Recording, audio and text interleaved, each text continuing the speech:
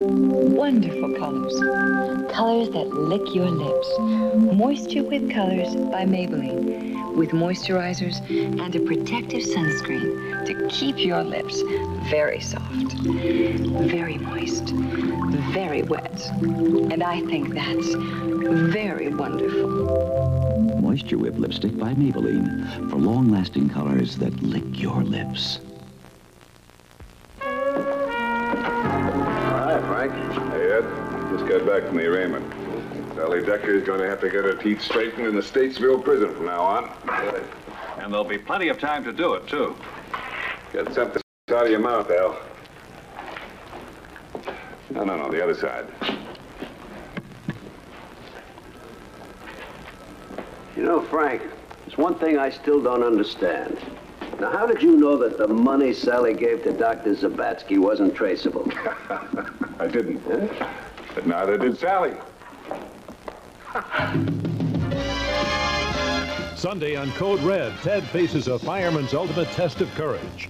Then today's FBI takes on a gang of gun-happy bank bandits. Now stay tuned for Bosom Buddies.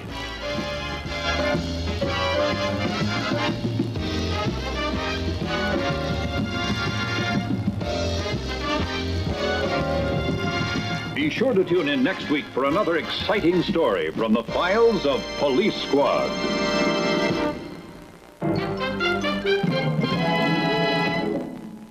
Imagine the 3-hour television event of the year. Imagine Susan Anton, Warren Beatty, Dudley Moore, Paul Newman, Miss Piggy, Victoria Principal, Christopher Reeve, Elizabeth Taylor, and many, many more on Night of 100 Stars. It'll never happen again. Monday night at 8, 7 Central and Mountain on ABC. Why do you get it? In the Zodiac Instant Lottery. Sinus headache case history number 7, Charlene Paoli. I started getting my sinus headaches in my early teens. Describe the pain. Pain is caused from a pressure in my head, and it's constant. It sounds like sinusitis. Introducing maximum strength Tylenol sinus medication. Maximum sinus decongestant combined with maximum sinus pain reliever. I feel so much better you can't imagine. The pressure's gone. I don't know what you've got in there, but it's good. New maximum strength Tylenol sinus medication. Maximum sinus medicine for maximum sinus pain relief. Dads and Daughters at 9. Police Squad, brought to you by Silkians. A conditioner that goes only where your hair needs it. Silkians, self-adjusting conditioner. Because everybody's hair is different. Different. Silkians, a conditioner that goes only where your hair needs it. Look, the light colors show how Silkians goes only where Brenda's hair needs it. But Kay's Perm thirsts for Silkians all over. And Kyoto needs it only on the ends. Silkians, what you don't need rinses clean away. Silkians, the science of silkening your hair. And that's not greasy kid stuff. All across the country, you'll see signs announcing the best gas mileage car in America. The Honda Civic 1300 FE with an estimated EPA 41 miles per gallon and a remarkable 55 estimated highway miles per gallon. Use 41 for comparison. Your mileage may vary. So every time you see this sign, think of this car, the new fuel-efficient Honda Civic. Honda, we make it simple. I get all kinds in here. Some like it straight, some with a twist, but they all want the best disposable razor. If they like it straight, it's Gillette's Good News Razor, the Twin Blade Classic. If they like it with a twist, it's Gillette's Swivel Razor, twin blades plus a moving head that hugs your face. Both shave better than any single blade disposable. Good news or swivel. Gillette puts 2 great shaves at your disposal. So what'll it be, straight or with a twist?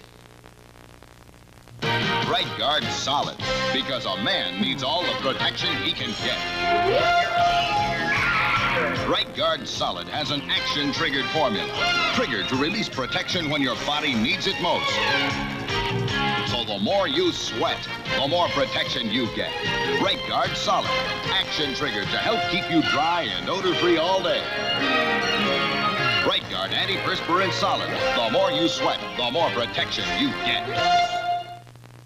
Saturday, William Shatner. T.J. Hooker is the name. Today's tough cop, I like doing my job.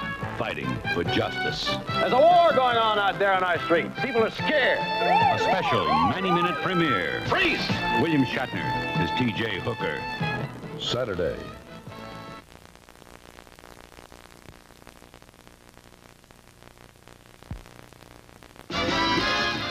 Stay tuned for more Police Squad. It's Sears National Hardware Week sale. Save now through Saturday on these Craftsman portable electric tools. Save $10 or $20, just $29.99 each. And these Craftsman screwdrivers, just 99 cents each. Easy Living satin flat paint, save $6. On sale now, $9.99. Save on hundreds of other items in this Sears circular. For Hardware Week values, you can count on Sears. This is Dial-A-Lash, the only adjustable mascara. Change the setting, change the look. Dial-A-Lash with the exclusive dial control. Maybelline invented it. 10 settings let you control how much mascara you put on your lashes. Dial it low for a light coat. Dial it higher for thicker lashes. Dial out messy globs and clumps. Dial-A-Lash, the only adjustable mascara from Maybelline. Hi, Ed. Oh, hi, Frank. Excuse me. Yeah? Drebin here. Give me Pete Prusing. Tell him I'd like the final report on Martin and Sally Decker. Right. Looks like we got a new champ, huh? Well, looks like I can get back to reading the sport pages now. Speaking of sports pages, I see they're bringing your friend Martin in now. You think you're a big man, Drebin, but I'm telling you I'm going to beat this rep. Don't count on that, Martin. Looks like you and your cohorts will be doing your boxing up at the Stateville prison from now on.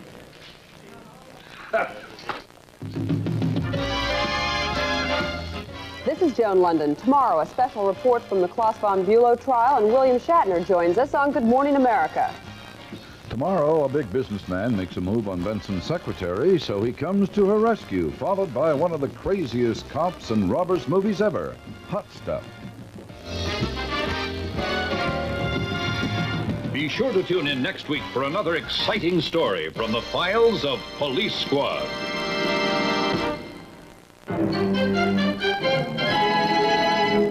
Monday on That's Incredible, Mr. Edall perfects the art of gourmet dining with a bicycle. It's Jewel's 50th anniversary. We're the cake for your daughter's birthday. Your favorite late night snack. Jewel's your Sunday roast beef dinner. School lunches that you pack. We've been a friend of the family for 50 years. Jewel. We've spent 50 years caring, listening, and doing our best for you every day. And we always will. After all, what are friends for? We've been a friend of the family for 50 years. Jewel.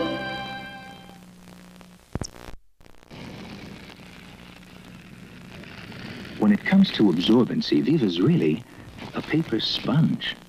It may sound incredible, but Viva actually absorbs as much as this sponge. So Viva can sponge up your sloppiest spills, sponge up your drippiest drips.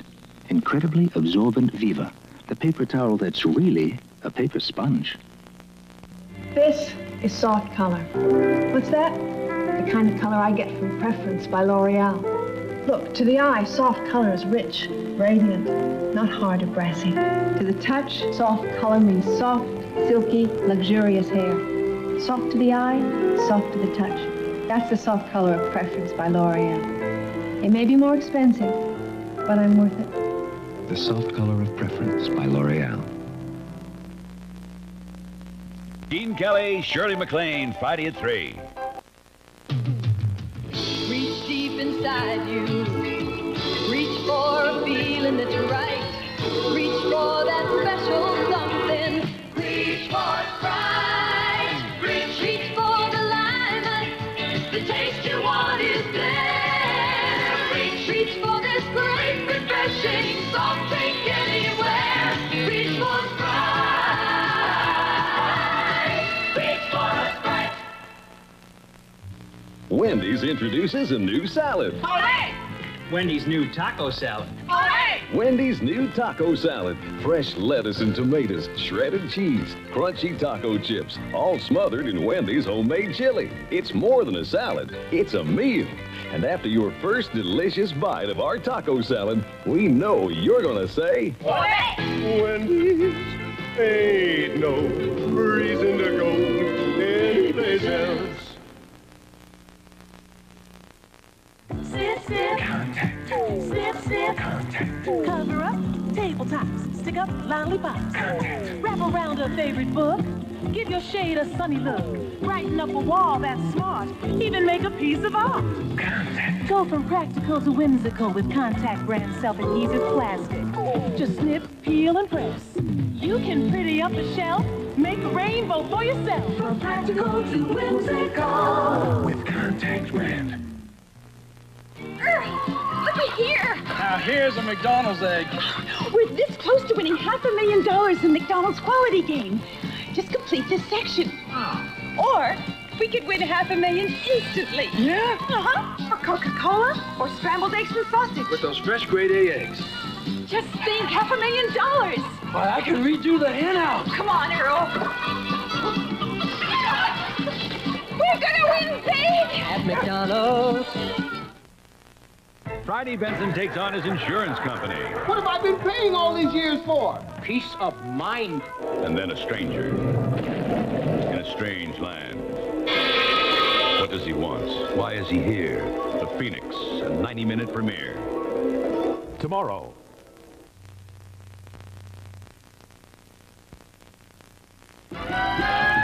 Stay tuned for more Police Squad. Gather around, gang, and watch closely. Find the one with no caffeine. Say it's one of these? No. One of these? It's 7-Up. I'm talking no caffeine. I mean 0. Never had it, never will. 7-Up, clear, crisp, and clean with no caffeine. When you're feeling 7-Up, you're only feeling 7-Up. I knew that, Dad. Give that little lady a prize. Crisp and clean, no caffeine, feeling 7-Up. Thank you, Commissioner, but I can't take all the credit. The entire police squad was in on this one. Right. Well, Frank, it's been a good day. We got a confession out of old Zubret. What? Oh, yeah, good. I'm just going over the arraignment report. It looks like the butler Thames will be doing the serving from now on up in the Stateville prison. Along with Martin, Dutch Gunderson, Lana, and Sally Decker. Frank, when will people learn that crime doesn't pay? Well, I suppose if they do learn, we'll be out of a job. Sunday, following Code Red, today's FBI takes a deadly gamble to break a fanatic's hold on hostages. Tuesday, don't miss those kids from Happy Days' brand new show, Joni Loves Chachi. Be sure to tune in next week for another exciting story from the files of Police Squad.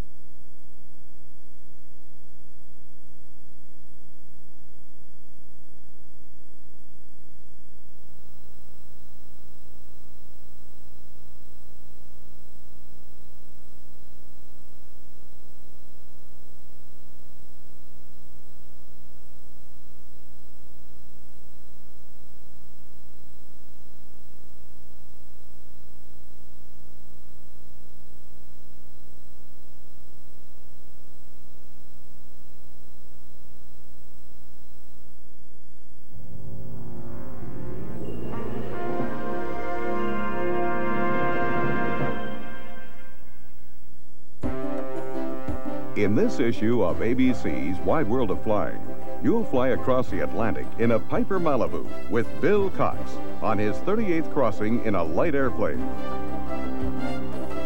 Phil Boyer will take you on a visit to one of the newest of the automated flight service stations to show you their inner workings.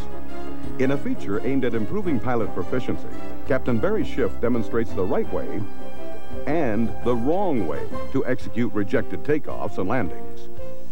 Rod Machado brings you important tips on propeller safety from the AOPA Air Safety Foundation. And finally, you'll get a unique view of the F-4U Corsair from World War II right up to the present, including the fastest Corsair that has ever flown. In our bonus buyer's guide at the end of this tape, you'll learn about the medical certification services of the Aircraft Owners and Pilots Association. John King will tell you about important changes in sectional charts. Martha King will explain new identification requirements for airplanes.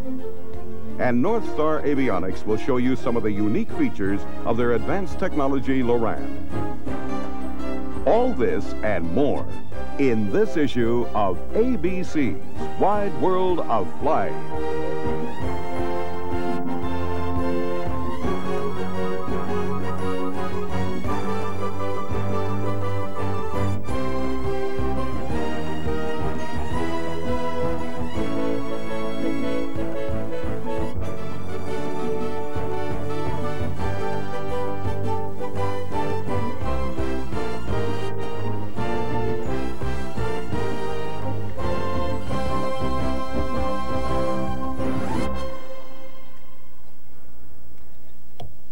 Welcome to the fourth video edition of ABC's Wide World of Flying.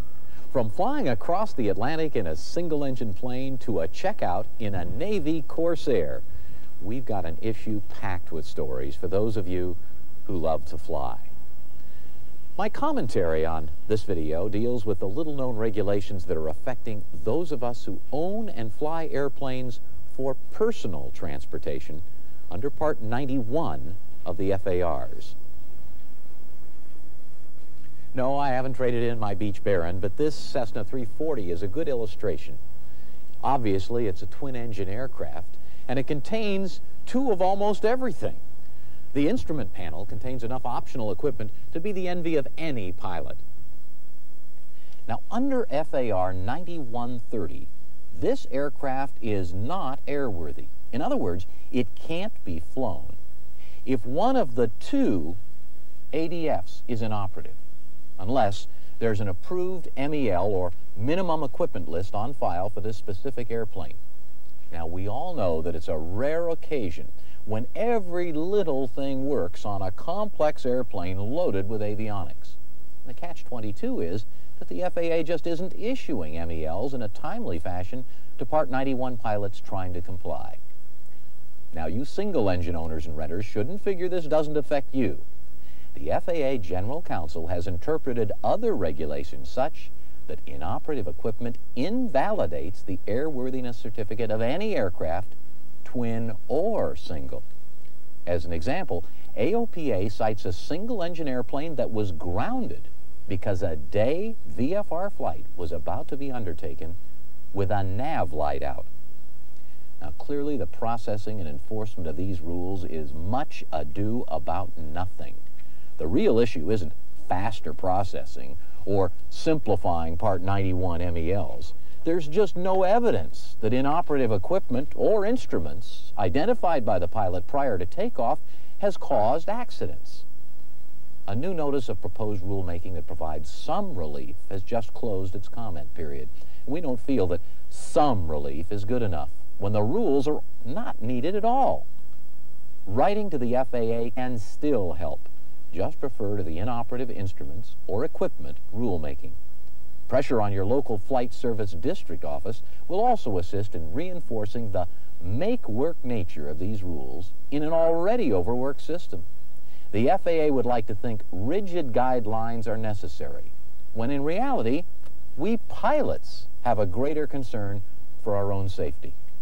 But now, let's get into our first feature story, and you can be sure that Bill Cox checked all his equipment carefully for a flight across the Atlantic in a single-engine plane.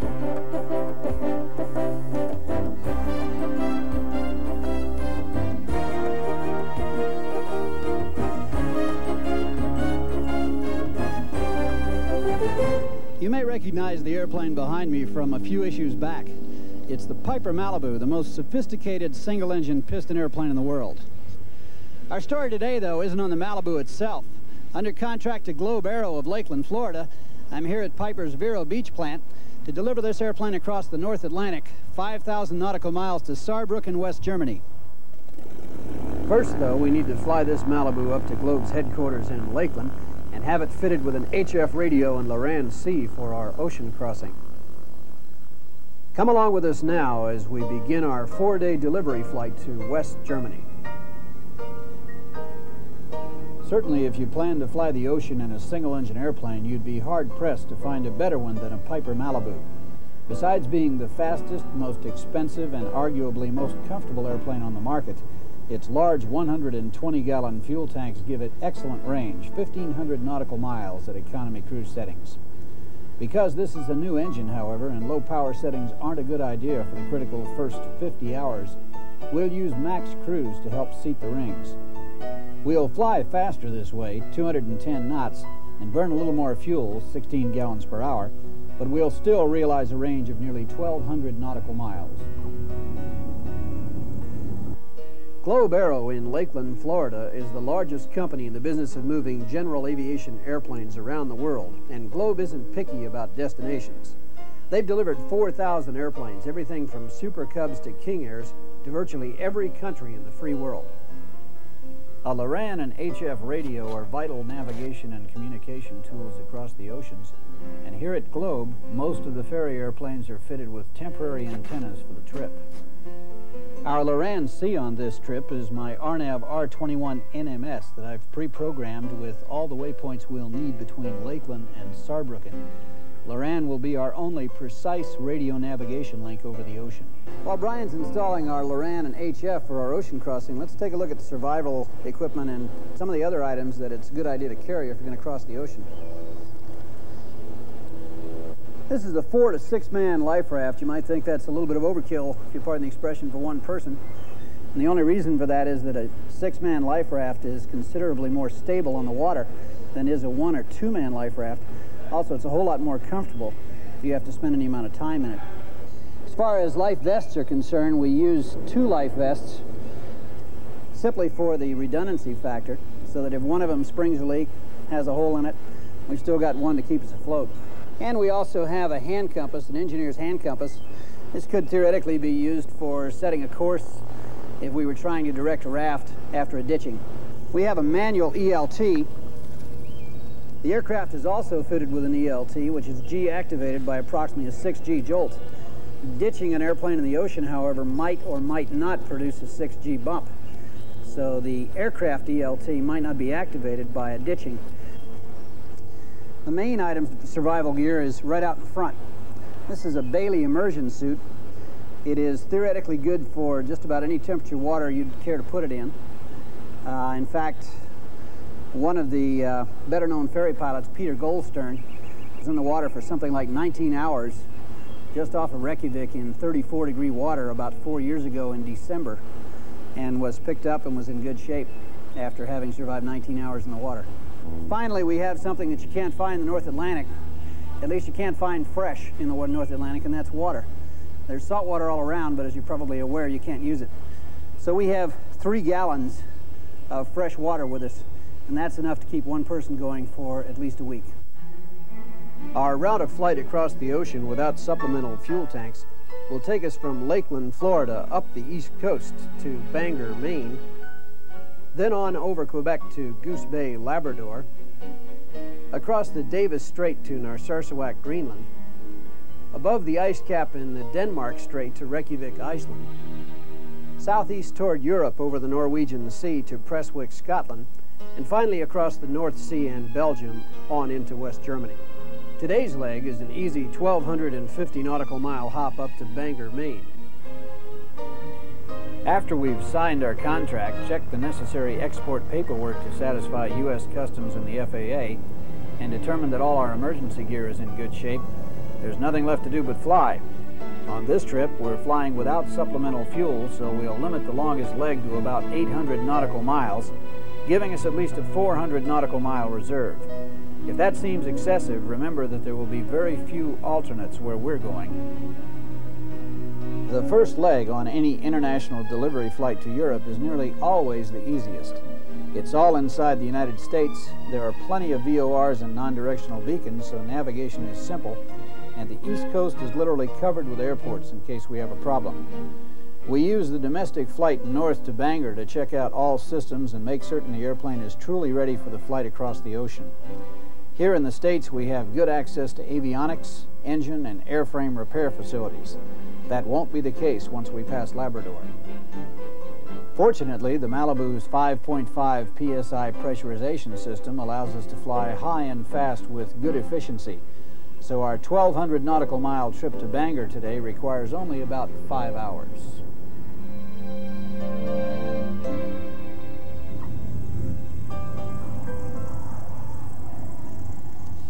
As you may be able to tell by the change of clothing, we've had a change of location and climate.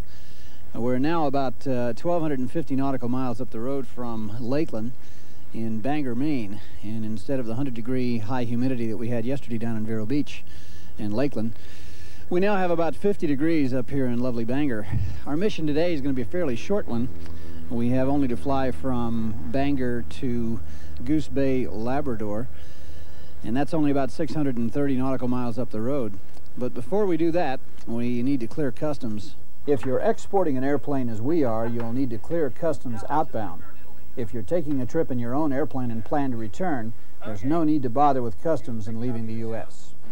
Perhaps in keeping with its important mission, Bangor's Flight Service Station is one of the most modern there is. They offer practically every service you could ask for.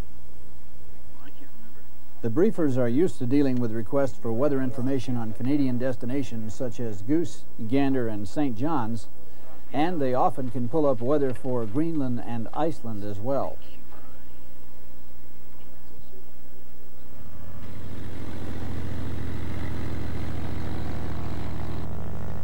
After leaving Bangor, we'll fly over Presque Isle to Sept-Îles, Quebec, and on into Goose Bay in just about 3 hours even today.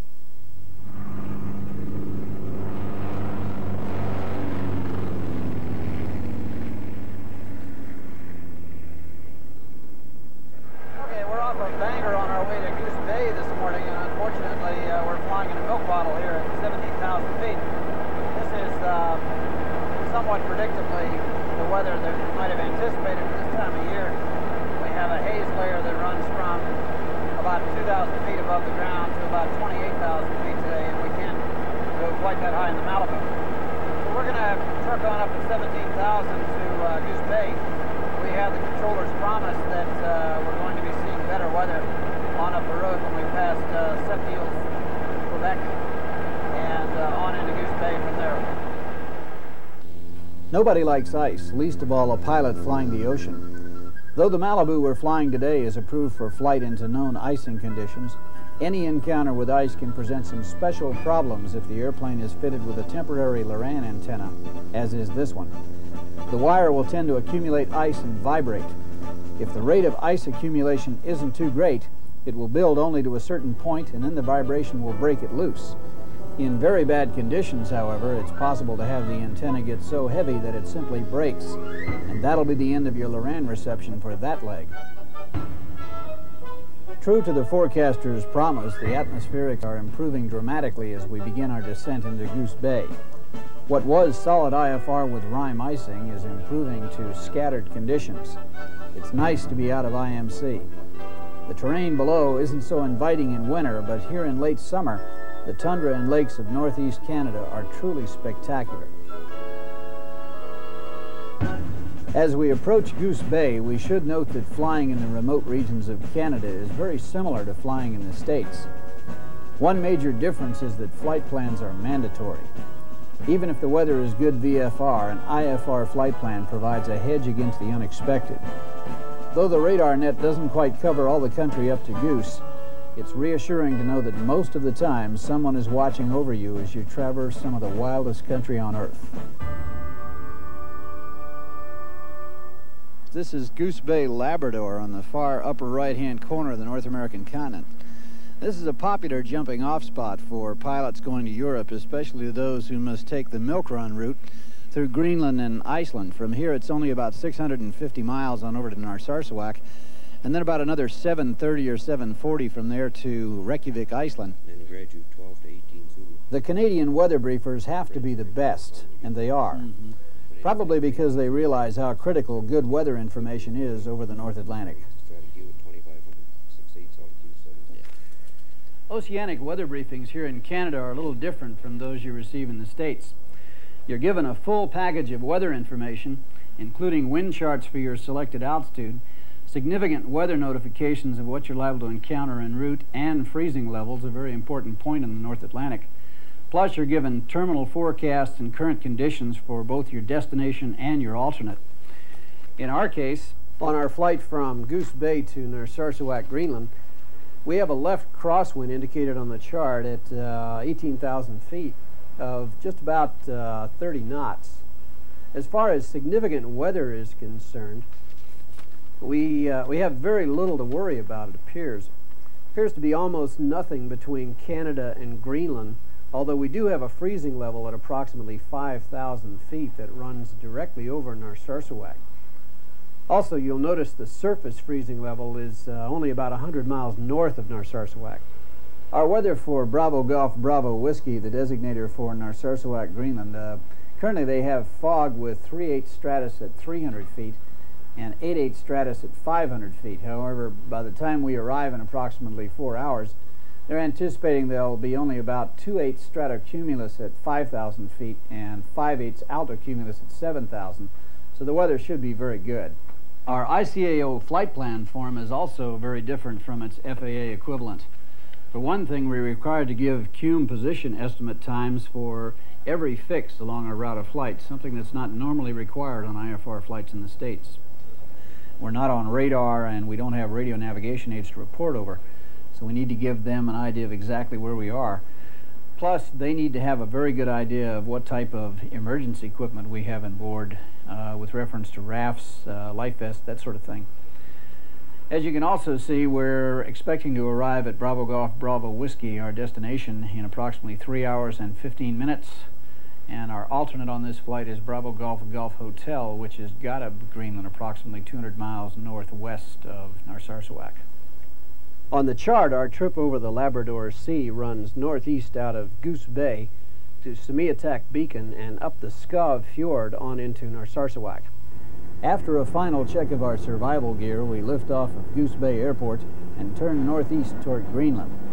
It's reassuring to know we have close to enough fuel to make Iceland if Greenland unexpectedly goes down, but since close only counts in horseshoes, we'd better get into Greenland.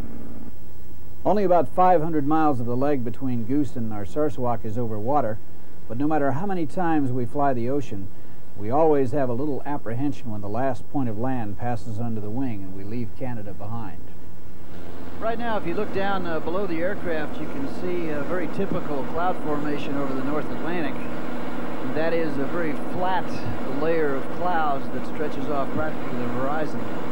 You get very little vertical development over the ocean, and the reason is that several of the lifting forces you normally encounter over land are just not there. Number one, there's no wave action because there's no mountains, and number two, there's no convection because there's no heat.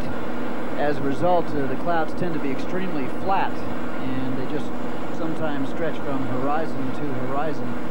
As far as you can see, totally flat. Today there's quite a bit of ice down there. We were told by the briefer back in Goose Bay that the forecast was for icing conditions from 5 all the way up to 16,000 feet. And we're cruising at 17,000 feet for that very reason. So we don't anticipate any problems. The forecast for Narsarsuaq is good, and it looks as if when we get in there we should have nothing worse than scattered to broken clouds and visibility in excess of 15 miles. Halfway across is the loneliest spot, though our HF radio with its trailing wire antenna lets us maintain contact with Gander Center all the way. We've strung the antenna through a standpipe in the airplane's belly, and we let the wire out to tune the antenna with a kind of king-sized fishing reel. The German dealer will seal the hole before the airplane is handed over to the customer. When you spot your first iceberg, you realize just how cold that water down there really is. In winter, it can drop as much as 10 degrees below normal freezing because it's salt water and moving. Here in early September, it's probably up to a balmy 36 degrees or so. Navigating across the ocean is principally by dead reckoning with Loran C and ADF as backups. Between Goose Bay and Narsarsuaq, we use Prince Christiansand and Semi attack beacons on the ADF and the Labrador Sea Chain on Loran. The fjords of Greenland are always a welcome sight.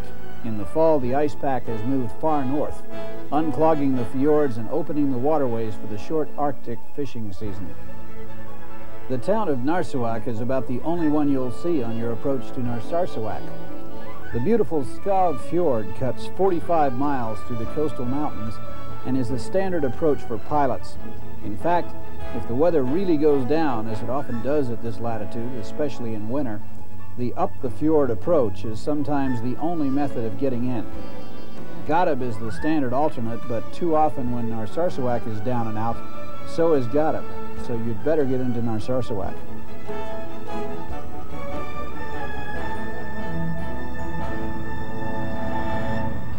Narsarsuaq, Greenland, along with being one of the most spectacular stops you can make along the North Atlantic, is also one of the quietest places, I think, on the face of the Earth, when you don't have a bunch of airplanes flying around making noise.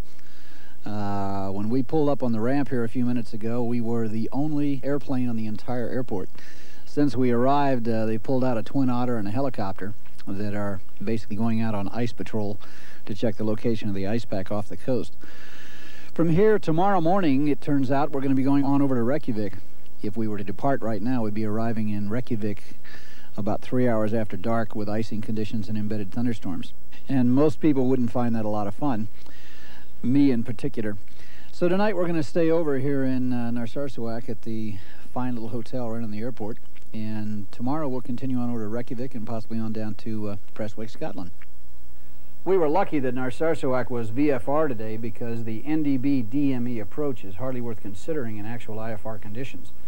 Minimums are 1,800 feet and 6,000 meters, or 4 miles, and the descent slope is a steep 5.6 degrees. That's compared to 3 degrees on a conventional approach.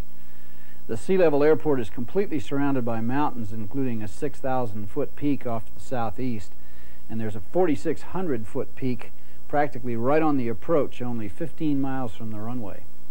Many people aren't aware that most of Greenland isn't land. It's a ring of mountains that have filled with ice.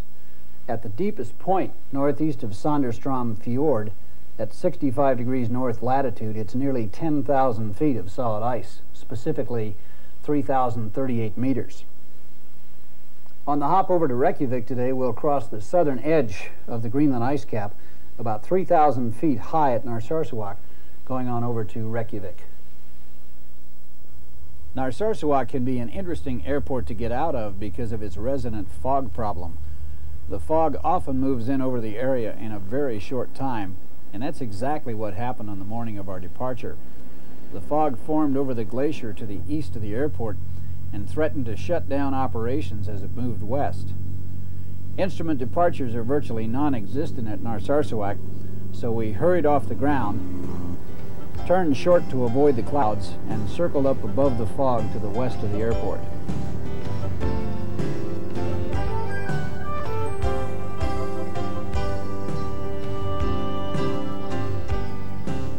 The southern Greenland ice cap is certainly the most spectacular sight on the North Atlantic route, especially when you consider that you're only crossing the bottom tip of a huge frozen continent that runs nearly 1,500 miles toward the North Pole.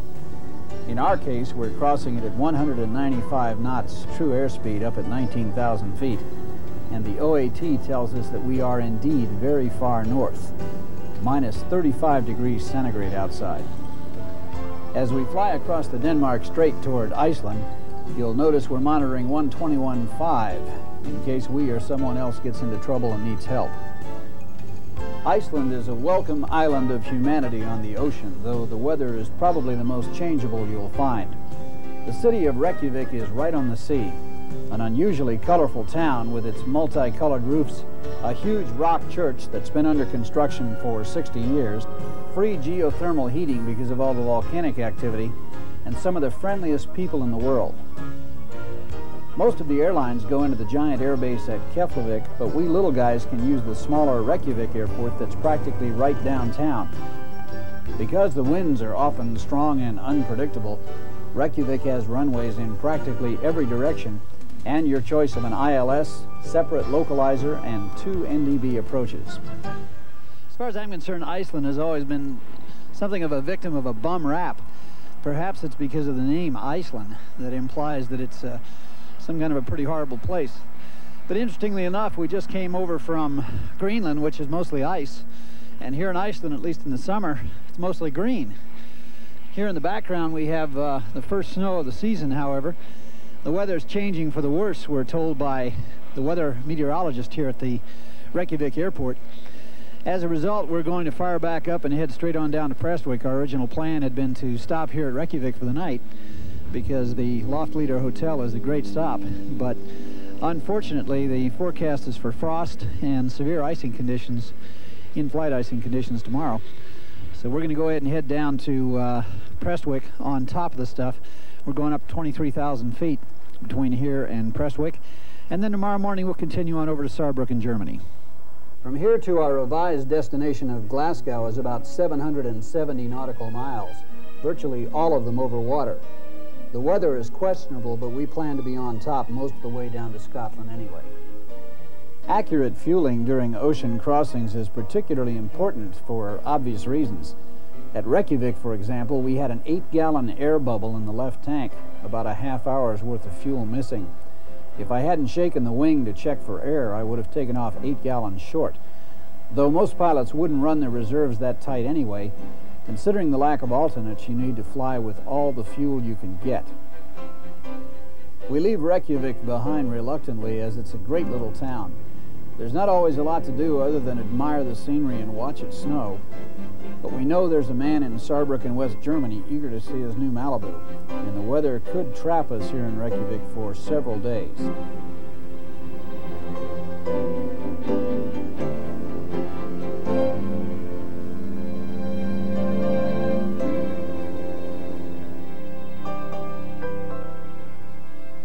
Well, it's just past 23:50 Greenwich time here in Glasgow, Scotland. We arrived about an hour ago in what is certainly the worst weather we've had so far on the trip. Had to shoot an ILS approach to minimums about 401 in rain and icing conditions. British Isles are truly beautiful when you can see them, but too much of the time you just can't, and certainly today was no exception. Weather is often a factor in flight planning in this part of the world. If you can't go IFR, quite a bit of the time you just can't go at all. We're hoping for better weather on tomorrow's leg on over to Saarbrücken. It certainly can't get much worse. The final leg on our delivery flight covers just under 600 nautical miles across the North Sea. We'll overfly England's east coast, Belgium, and Luxembourg on our way to West Germany. This morning we're going to head over to Saarbrücken, and we're told we have considerably better weather. Not to mention that we have 50 knot tailwinds approximately, going to help push us on over to Saarbrücken. The weather in Saarbrücken is supposedly very good. They're saying it's pretty much clear. And we hope to be able to show you the coast of England and France as we go across and on into Germany to deliver this little Piper Malibu to its new owner. As I push the throttle up for the last leg of our trip, I'm a little sad that I actually have to deliver the airplane, especially considering that it's a $500,000 Malibu. On the other hand, I know there's a Beech Duke that needs to go to Amman, Jordan, waiting for me back at Globe in Florida, and that should be an interesting trip as well. The Malibu certainly has made our trip simple, though, flying in pressurized comfort high above the weather with ground speeds often touching 250 knots. I can't think of a nicer way to travel to Europe on one engine. Okay, we've just crossed over the English coast at Newcastle, crossed into the North Sea going down to Dogger intersection. And I've got to say, today was something of a first. This is the first time I've ever received clearance as filed for a flight from England on into mainland Europe. Most of the time there's so much military activity going on that you wind up diverting around various types of military bombing runs and reconnaissance efforts and that sort of thing. But today we got as filed. Here we are at 17,000 feet. We're just headed down toward Dogger intersection and then on over across Brussels, Belgium, on into Saarbrücken, West Germany.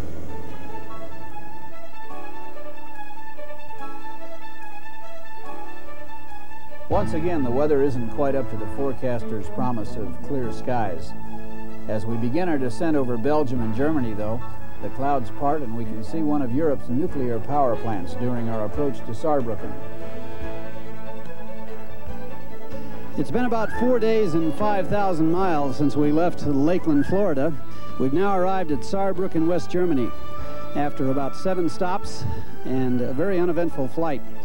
The weather wasn't as good as we'd planned, but all things considered, it was probably better than we should have expected for this time of year. From here, it's on up to Frankfurt, Germany, and then a 14-hour ride on Pan Am back to Los Angeles for cameraman Vince Mack and myself. We're not looking forward to the Pan Am flight nearly as much as we were to the trip across in Piper's Malibu. But before we leave here in Saarbrücken, we're going to present the keys to the gentleman who bought this airplane, and I'm sure he's really eager to accept them.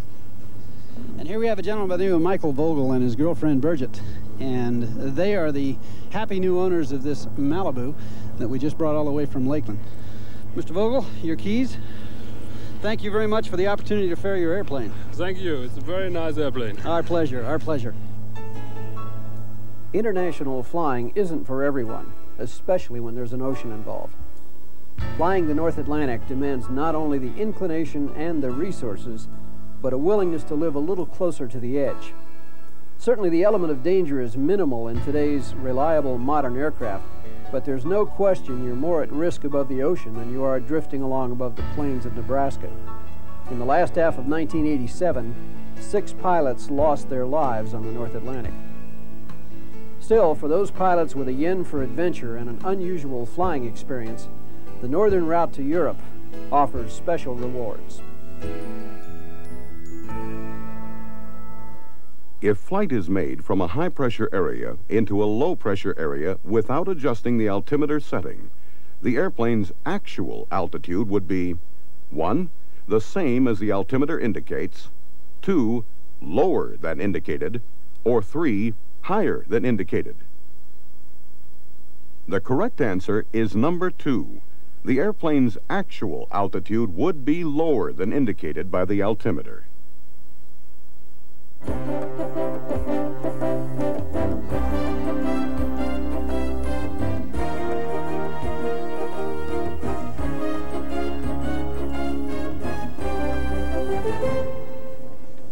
I'd like to get a briefing. I'm going to Jackson Hole, Wyoming, if I could. Yes, sir. And your aircraft identification? 3841 Quebec. Your route of flight? Riverside. Let's make it direct Jackson Hole if I can. You sure can. What time of departure are you anticipating? About an hour from now. About an hour? Our weather depiction chart at this time is indicating a cold front from Montana down through central California moving southeast. High pressure dominating in back of that cold front. And currently we do have marginal VFR to IFR in the basin. Low ceilings and reduced visibilities. Now, how can I make sure that that front is moving away? Well, looking on our GOES imagery chart, at the 8-mile range, the cold front is in this manner here, northeast to southwesterly manner, moving southeastwards. And checking on the 4-mile chart, the heaviest cloud coverage is located over southeastern Idaho at this time. I see. Do you have radar coverage in that area to see the actual precip? I sure do. In northwestern Utah is the only precipitation echo at this time. On a scale of 1 to 6, with 1 being the lightest, level 2 activity is being experienced in that area. It's a good thing you're not going to Florida. Yeah. They're experiencing 3 to 4 level right now. Mm-hmm. How about winds aloft? I'd like to stay low, maybe look at 6,000 feet first. Well, at 6,000, the winds and temperatures aloft are out of southwest, moving to the northeast, and between 15 to 25 knots. If you decided to try 9,000 feet, you'll be experiencing a crosswind between 30 to 35 knots along your entire route. However, if you decided to go up to 12,000 feet, oh, that looks good. That would be much better for you. You'd be getting a tailwind between 25 to 35 knots along your entire route of flight. That's a terrific way to see the difference, too, isn't it? It sure is. I got to return now, and I'd like to come back. I'm flexible here. I could come back this afternoon or even later than that. On our 12-hour significant low-level prog chart, if you decided to depart this afternoon, marginal VFR and IFR conditions are being experienced in northwestern Montana moving southeastwards. Along with that, surface to 16,000 turbulence, moderate type turbulence, being experienced at this time. If you decided to wait just a little longer, the 24-hour level prog is indicating the marginal VFR to IFR moving through the state to the east of the state, and also surface to 16,000 moderate turbulence still in that area. I could go skiing, I guess. So can I look as far ahead as Friday even? You sure can. The 36-hour prog chart is indicating snow type activity moving to the east, marginal VFR moving to the east, and high pressure dominating most of your route. The 48-hour prog is indicating high pressure along your entire route, and again the marginal VFR to the east, snow showers to the east. Okay, I'd like to file a flight plan if I could. You sure can. That was This is a rare occurrence. Less than 5% of all pilot briefings are made in person. That fact, coupled with modern technology, has given birth to the automated flight service station, the subject of my What's New segment for this video issue. Gone are the old teletype machines, pads of paper, and nails on the wall holding poorly produced facsimile maps and printed weather information. In place at 37 facilities around the country are Model 1 computer terminals, color graphic monitors with satellite-delivered pictures, and ICSS, an integrated communications switching system. By the end of 1990, 317 flight service stations, some dating back to 1920, will be consolidated into 61 automated stations like this one here at Riverside, California. When the conversion is complete, this automated flight service station will cover an area of 51,500 square miles, consolidating 6 older stations at Needles, Daggett, Blythe, Thermal, Lancaster, and Bakersfield, all in California. Are the controversial shutdowns worth it? Well, after visiting 2 of these new facilities, I'd say yes. It's apparent that great thought and effort went into designing a system to take us into the 21st century. In the older flight service stations, they used the LABS system, being phased out and replaced by Model 1 at these new automated facilities. With much older equipment, LABS required entering each of the briefing elements manually. Briefers had to write down much of the pertinent information and then prompt the computer system for each segment of a complete weather briefing.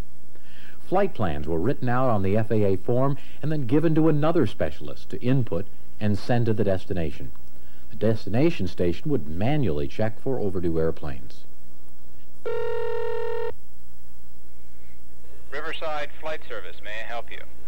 Good morning. Yes, I'd like to get a weather briefing, please. Okay, sir. Aircraft identification, please. 6515 Yankee. Are you going VFR or IFR today, sir? VFR. Aircraft type? A Cessna 210/Romeo.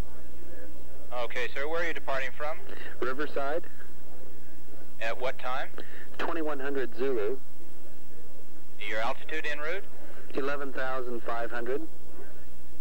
And your route of flight and destination? RNAV direct, and the destination is Phoenix Sky Harbor. All right, just a moment, please. Okay, sir, along your route of flight today, we do have a flight precaution for occasional moderate turbulence below 18,000 feet. That's due to strong low level. Okay, got your flight plan, and thank you for your destination address and phone number. That really makes it helpful in search and rescue. And if you're inbound to Riverside, gone are the pieces of paper on a clipboard with your flight plan. The Model 1 keeps track of all pending VFR arrivals and flashes a warning when the plane is more than 30 minutes overdue. In-flight weather information is important to us all, and this position at an automated flight service station can answer your specific request with the aid of the Model 1 computer. Riverside Flight Service, Centurion 6515 Yankee over Banning Pass on 122.2, over. 6515 Yankee, Riverside Radio, over. 15 Yankee is en route VFR at 11,500 to Phoenix. I'd like to get current weather at Phoenix, over. 6515 Yankee. Phoenix reporting 25,000, thin scattered, visibility 45, temperature 80. Wind 150 at 6. Stand by, we'll look for some pilot reports. 6515 Yankee. I show a Bonanza over Palm Springs reporting light to occasional moderate turbulence at 2000. Over. 15 Yankee, roger. Thank you very much and have a good day. When all 6 flight service stations are consolidated into this facility, the in-flight specialist will monitor 39 frequencies, including 15 VORs. Now, here are 2 tips to make these airborne contacts easier. Following with El Monte, sky partially obscured, 200 fins. Give the specialist time to answer. He or she may be on one of the other frequencies, giving another pilot information, and will answer you as soon as he's finished. 2000 scattered in 7. Riverside Radio, Cessna 90316 X-ray, listening to VOR. Always identify the frequency you are using on your initial call, or the VOR you are monitoring. Oftentimes, when your aircraft is high enough, the radio call will light up on 2 or 3 nearby VORs, and the briefer has no way to know which one you're listening to.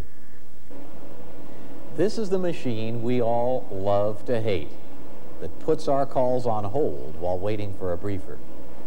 But in reality, it's much more than that. As part of the Integrated Communications Switching System, or ICSS, at the new automated stations. With a touch-tone phone, you can easily access digitally recorded route briefings, adverse weather information, and even file IFR flight plans through FastFile. This general background information, often enough for a go, no-go decision, allows you to bypass the specialist completely. With the new system, specialists will be able to go from an average of 14,000 services a year to over 20,000, an almost 50% increase. This means waiting time has been reduced, even though more calls come into one large facility. Well, here at Riverside, we keep track of the abandoned calls or hung-up calls before the pilot weather briefer can get to them. And it's remained 3 or 4%, even though we've added 3 additional flight service stations. It's important to remember that in the consolidation program, all the transmitters and receivers remain, and some are even upgraded. All DF equipment is remoted, so no service is lost, and the telephone system allows toll-free access from remote locations. So what are pilots losing in this consolidation effort? Well, certainly not weather reporting from the closed locations, since it's being contracted to private companies. Now, as a typical example, the recent Daggett station operated only 8 hours a day, and after being closed, the replacement contract weather service reports 24 hours a day.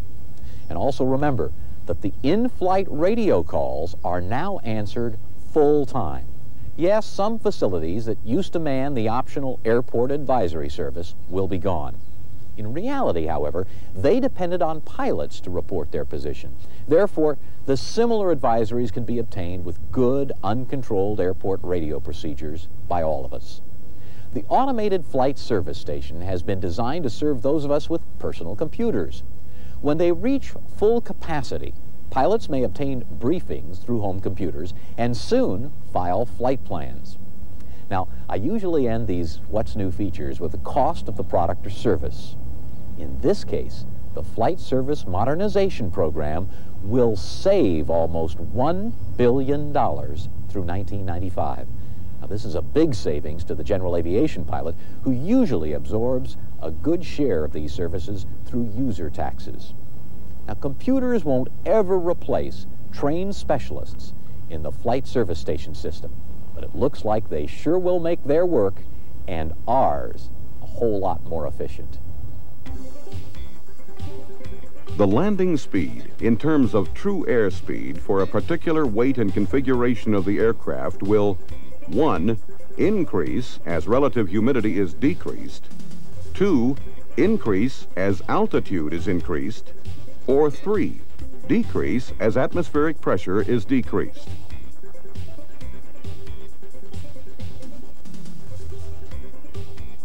The correct answer is number 2.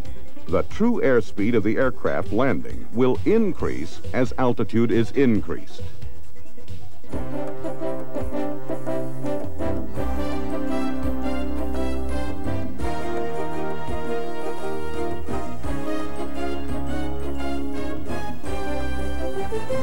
There's no doubt about it, night can be a magnificent time to fly, unless the lights go out. If that happens, you need to get the lights back on, fast. Flashlights may be a mere convenience in your automobile or your home, but in an airplane, they can be true lifesavers. In delivering airplanes to Europe and Africa in the normal pursuit of business here in the States, I fly quite a bit at night, and accordingly, I carry a flashlight or two, or more accurately, 4 of them. While it might be argued that's carrying light redundancy to an extreme, I have good reasons for packing 4 flashlights. First, you'll notice they're all fairly compact, so they don't take up much space in my flight bag. Second, they use 3 different size batteries. AAA's in this Brinkmann, AA's in the Technolite, standard C-size batteries in the old reliable Eveready. So even if I forget my spares, I can always find replacements for at least 1 flashlight on the road. Finally, I have a Cadnica NiCad flashlight, which can be recharged with regular house current, but which is only good for about an hour. I also carry a photographer's clamp with me, so that should I need to use a flashlight in the cockpit, I won't necessarily have to hold it. Let's assume you're flying along at night, everything's running smoothly, and suddenly you have a total electrical failure. You're going to want to put some light on the subject as quickly as possible, and I suggest you try this Brinkmann. With its adjustable wide beam, it works almost perfectly for emergency panel lighting. If you'd like to check for icing on the leading edge of the wings, you might try this Eveready double C-cell. It has a concentrated beam which is almost perfect for that purpose.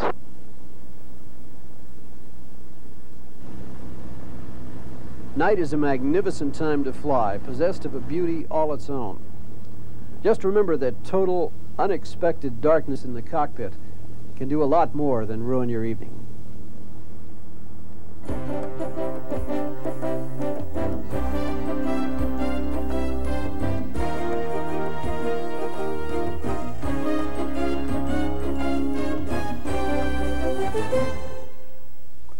When confronted with unexpected difficulties during a takeoff or a landing, a pilot has only a few precious seconds, or possibly less, to select an alternate course of action, and then to execute it. Multi-engine pilots drill in practicing rejected takeoffs, and every takeoff has a plan of action to cope with the possibility of an engine failure. Instrument pilots practice missed approaches by the dozen as a part of their training, and every approach begins with thinking about the possibility of having to make a missed approach. But seldom do pilots flying in single-engine airplanes in VFR conditions have the same mental preparedness or plan of action. And unfortunately, FAA statistics show clearly that many accidents have been caused by pilots who were unable to properly execute a rejected takeoff or a rejected landing. So in this feature, I'd like to review the right way to execute each of these 2 critically important maneuvers and give you some tips for improving your proficiency. Let's look first at rejected takeoffs.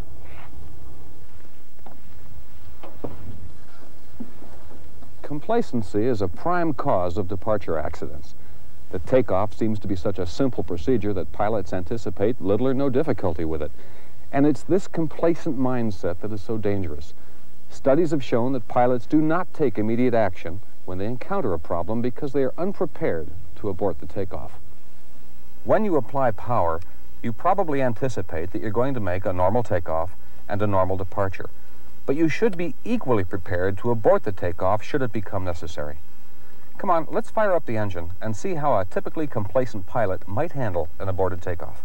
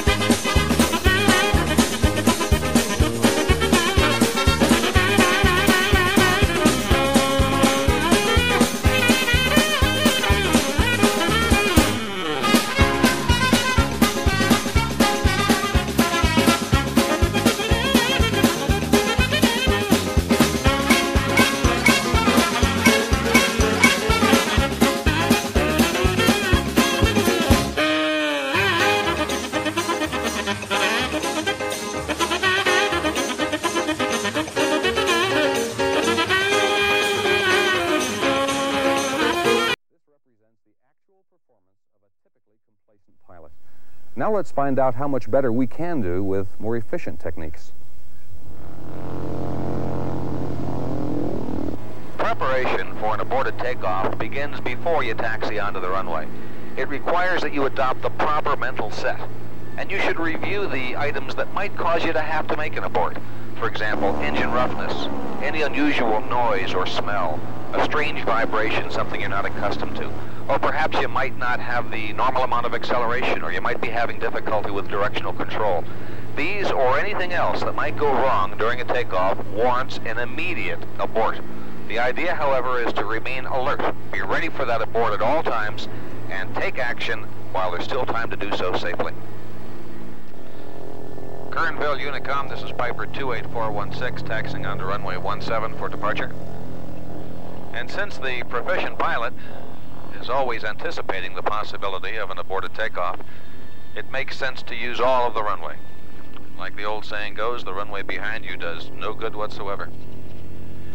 As we line up on the runway and add power, we think about the possibility of an aborted takeoff.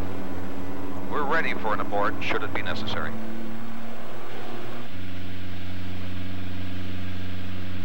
There's a vibration I don't like. Throttle closed.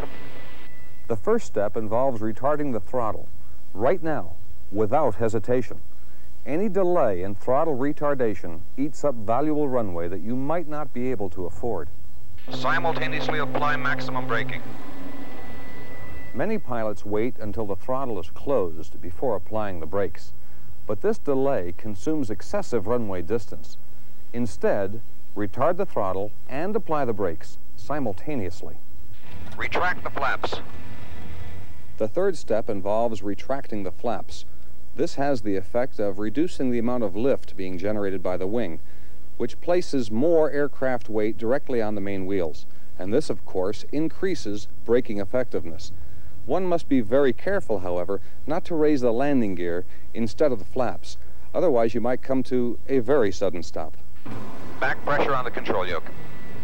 While closing the throttle, applying brake pressure, and raising the flaps, you should hold the control wheel just about full aft. This has three benefits. First of all, it takes some of the weight off the nose wheel and transfers them to the main tires, increasing braking effectiveness. Secondly, it has the effect of reducing the possibility of wheel borrowing or loss of directional control. And thirdly, pulling back on the control wheel increases the download on the tail, which has the effect of adding even more weight to the main landing gear wheels, increasing braking effectiveness again. There we go. Lots of runway left. Well, that was a lot better. We used less than 2,000 feet, and that's more than 800 feet less than was used during the previous aborted takeoff. And that 800 feet of difference can be the difference between an accident and an incident. And the difference is attributable to pilot proficiency and being mentally prepared.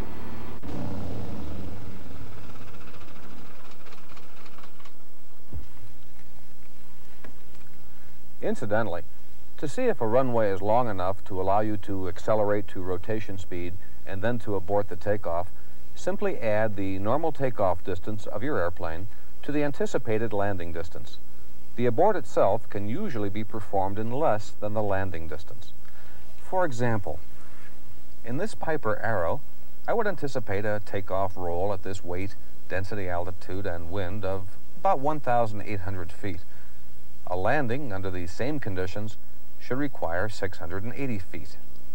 In other words, the distance required to accelerate to rotation speed and then abort the takeoff, in this case, is 2,480 feet. Multi-engine pilots refer to this as a balanced field length, and it's a nice safety factor to have, even when flying single-engine aircraft. The takeoff is one phase of flight that gives a pilot all the time he needs to plan and prepare. To abort or not to abort is one question you should be able to answer during every point of your takeoff roll. Now let's talk about rejected landings. Interestingly enough, FAA reports show innumerable accidents that occurred because a pilot was unprepared to abandon an unsatisfactory approach while there was still enough time, speed, and altitude for him to do so.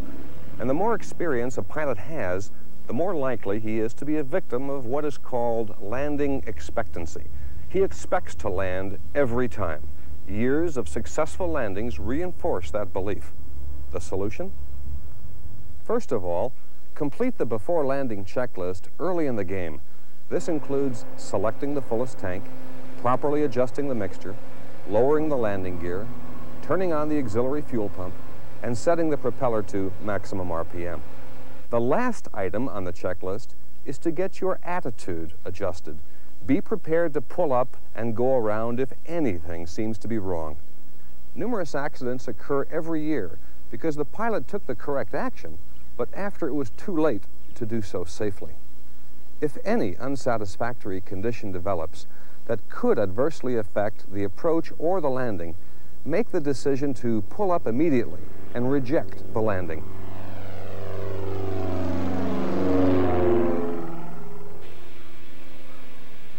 Looks like we've got the landing made. Wait a minute. Is that somebody taxiing onto the runway at the other end? Oh no, he's taking off this way. Okay, time for a missed approach. Rotate the nose. Maximum allowable power. The most common error during a go-around is a pilot's failure to apply maximum allowable power. Since an airplane on an approach is in a high-drag, low-speed configuration, it may continue to settle at an alarming rate unless the go-around is executed properly and without hesitation. Remember, a pull-up is a maximum performance maneuver. Flaps to the correct position. Positive rate of climb, landing gear up.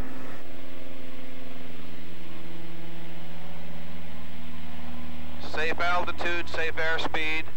Flaps all the way up. Of course, you want to keep an eye out for traffic, and be sure you advise the control tower, if there is one, just what you're doing. No one likes surprises. Obtaining the necessary go-around performance at high-density altitudes can be extremely difficult. In fact, did you know that every airplane has a critical density altitude above which a positive climb rate cannot be established in the landing configuration? Unfortunately, this information is not published in the pilot's operating handbook. You might find it interesting to determine your airplane's go-around performance at altitude before you really need it. Here's how. Okay, we're presently at 9,000 feet. I'm going to establish the aircraft in a normal approach profile. Bring the power back, slow to approach speed. Start dropping the flaps. Landing gear down. And we'll establish the airplane in a normal approach configuration. All flaps, gear down, approximately 75 knots, and approximately 500 feet per minute. Okay, the approach is fairly well stabilized, and I'm going to attempt a missed approach without retracting the gear, without retracting the flaps. Here we go. We're not going to get a lot of power, of course. That's it, about 22 inches. And the airplane won't climb. There's a 0 rate of climb, and the airspeed is bleeding off. Nope, the only way to make a missed approach would be to raise the landing gear. Step 1. Retract some flaps.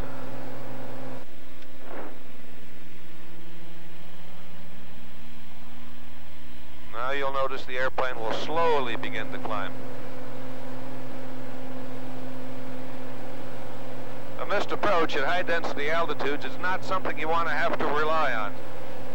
Experienced mountain pilots often execute a similar performance test before committing to a landing at high density altitude. Now here's what they do. While on the downwind leg of the pattern, with the aircraft in the landing configuration and at normal approach speed, apply full power and attempt to climb. Now this will give you an idea of just how much reserve power and performance really is available. Now this would also be a nifty time to adjust the mixture for maximum power.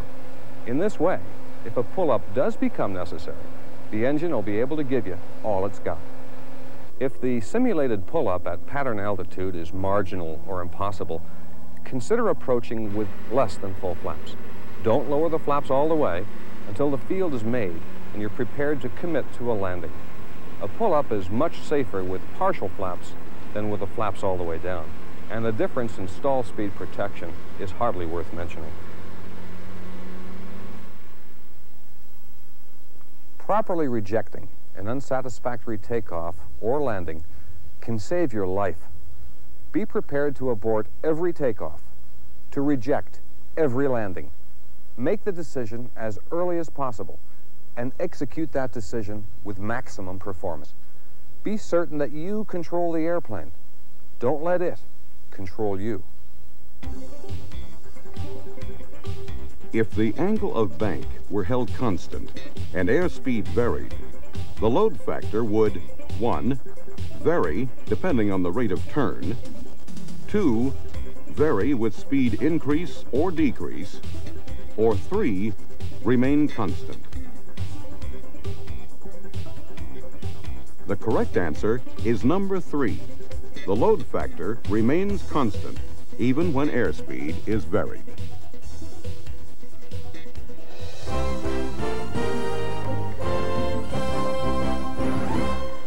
Probably no piece of equipment on any airplane deserves more respect than the propeller. Propellers are unpredictable creatures that could snap at you with the slightest provocation. Let's examine some common cautions that you should consider concerning propellers. When the propeller is rotated, the magneto is engaged, generating electricity to ignite the air-fuel mixture in the cylinders. Now, under normal conditions, the slow rotation of the magneto by the starter isn't enough of a spin to generate much electricity. This is why one or both magnetos on airplanes have what is called an impulse coupling. The purpose of the impulse coupling is to save up a little spin on a spring, thus allowing the magneto to spin quickly at intervals, generating lots of spark. Now, with the prop resting in just the right position and with just the slightest touch, we'll hear a noticeable click as the impulse coupling is activated and the magneto spun. Now, if the mags are on or they're not properly grounded, any unburnt fuel in the cylinders could ignite, sending the prop spinning unexpectedly, and this is very dangerous. If inspecting the engine cowling requires turning the propeller, then turn the propeller in the opposite direction of normal rotation. This prevents the impulse coupling from being activated and the possibility of a hot mag firing. Pilots often assume that if they turn the ignition key to off, then the mag is no longer hot and can't fire. Well, this is accurate, assuming that the P lead or ground lead is actually grounding the magneto. We don't know that for sure unless we occasionally do a mag grounding check. Let's see how it's done. Prior to shutdown, with the engine operating at its lowest possible RPM, quickly turn the mag switch off and then immediately back on. We should hear the engine start to quit because of ignition loss as both mags become grounded. Now, if the engine continues to run with the mag switch in the off position, then one or both of the mags are not grounding properly. If this is the case, a mechanic should be consulted. A common misconception is that with the master switch off, the magnetos become ineffective. Nothing can be farther from the truth. In fact, the magnetos are independent from the aircraft's electrical system in much the same way that a lawnmower can run without a battery. As I shut the master switch off, we can see that the engine is still running, indicating that with the master switch off, there's absolutely no protection from a hot mag. So it's a very good practice to occasionally perform a mag grounding check to make sure that the mags do indeed ground. Also, never leave the keys in the ignition after shutdown, and never under any circumstance assume that because the master switch is off, that the mags can't fire. They certainly can.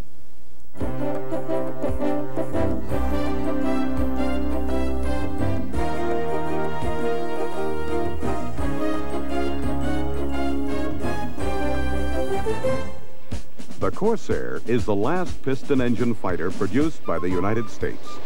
It went into production in 1942 and continued in production for a decade.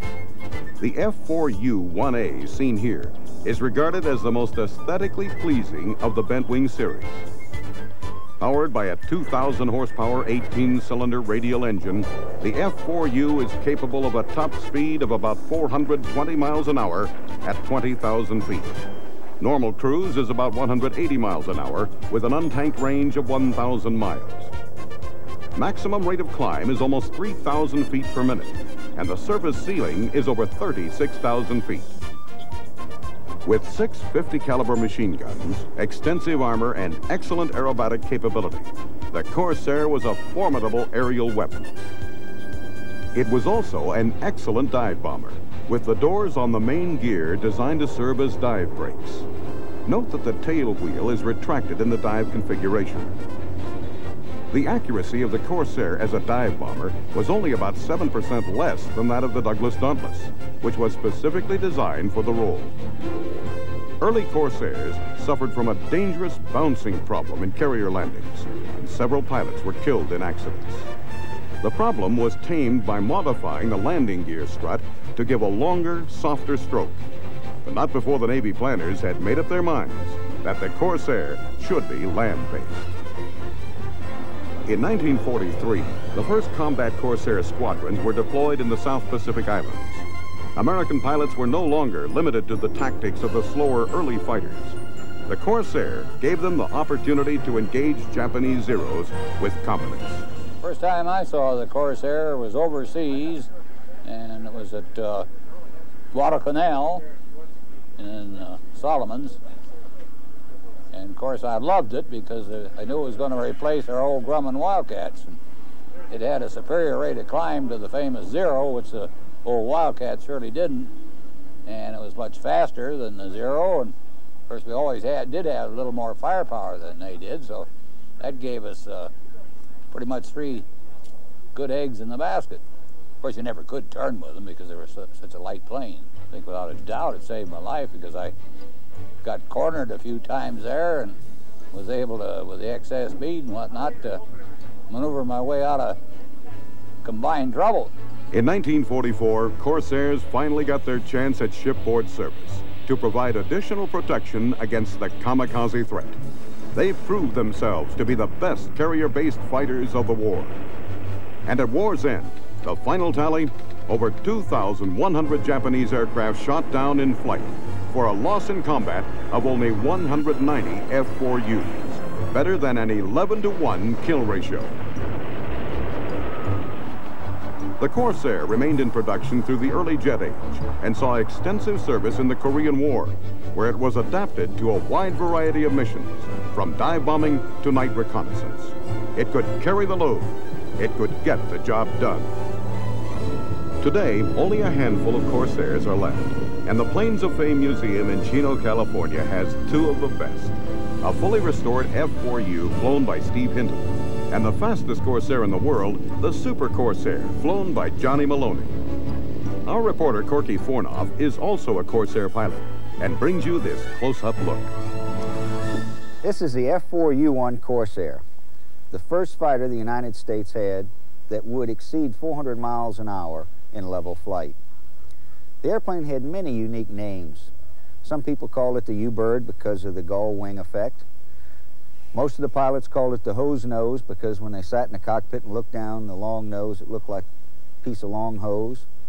The Japanese called it Whistling Death because of a unique whistle it had as it flies through the air. In later years, it became known as a Hog and was used all the way up through the Korean War. Some of the unique things about the airplane are the fact that there is spot welding in several parts of the fuselage, something that was very new at that time. The rudder is offset for torque. The main portion of the rudder, the movable portion, is fabric covered, as we can see there. As we come around to the elevator, here we see the elevator is fabric covered also. We have a unique feature here in that we have the pilot control trim tab here and a servo tab, which makes the forces lighter to higher speeds. Come down below. Down here we have the trademark of all carrier-based airplanes, the tailhook. Tailhook, however, on the Corsair posed a problem. It was a very difficult airplane to land on a carrier, and it took skilled pilots. During the Second World War, when we had so many pilots coming out very rapidly, a lot of the younger pilots were losing the Corsairs on carrier landings. So the Navy made a wise decision. They had the Corsair become a land-based fighter for both the Marines and the Navy. As you come aboard a carrier, you need the high lift, high drag flaps. These you can see are very high lift, very high drag. As we can see here, these are down about 50 degrees. And when a pilot is landing on a carrier, he's always carrying power just in case he has to make a go-around. On the other hand, once he knows he has it made on that pitching little deck and wants to stop and he pulls the power off, he wants it to stop immediately. So these, as low as they are here, you can see create a great deal of drag. So we come out to the aileron. It's pretty unique in itself in that the whole aileron is made of plywood and is covered in fabric. It also has the servo tab, as we can see here, to lighten up the control forces at the higher speeds. I think something that's different that a lot of people don't realize is that when these airplanes were operational on carriers, they were pushed around the deck. They really didn't have the little machines to pull them around as we do today. So they had a retractable handhold right here. You could just push it in, just like the steps to climb aboard. And one of the sailors could hold it here while others pushed in various places to help move it around. It's pretty unique. As we come down the leading edge of the wing of the Corsair, we notice the stall strip. Corsair had a problem in that at stalling speeds, the ailerons would stall first, and therefore you would lose roll control. They put the stall strip on here to force the wing to stall faster so that you constantly had roll control. We come on down, the airplane carried 650 caliber machine guns, and when they were not in use, they normally would tape the ports here so that they didn't pressurize or get any water and rain and dirt and so forth back up into the guns and the ammunition. The tape was no problem. If they ever needed the guns, all they had to do was pull the trigger and blow the tape away. Here we have the lens for the gun camera, and that just recorded everything that the guns were shooting at. As we come on down, the gear, it's pretty unique in that it actually retracts backwards, but once it gets about halfway through its swing, the wheel turns 90 degrees so that it lays flat in the wing. Over here we have the inlets. This is the oil cooler. Here is the inlet for the carburetor, and this is used to feed the air to the R2800 Pratt & Whitney engine. That's an 18-cylinder engine developing 2,000 horsepower. I'd like to bring in Steve Hinton, the gentleman that flew this airplane in the series Baa Black Sheep. And let's find out from Steve. Steve, how do you like the F4U Corsair? I love the Corsair. It's a great airplane. Great to fly, easy to fly, real good, nice smooth running engine and jet-like control feel. I know. I have often compared it to the P-51 Mustang in terms of takeoff and landing and lack of visibility in landing. And I've told a lot of people that below 7,000 to 10,000 feet, if a Mustang and the Corsair were going out to fight, I'd rather have the Corsair. I think you're right. It has an exceptional power-to-weight ratio.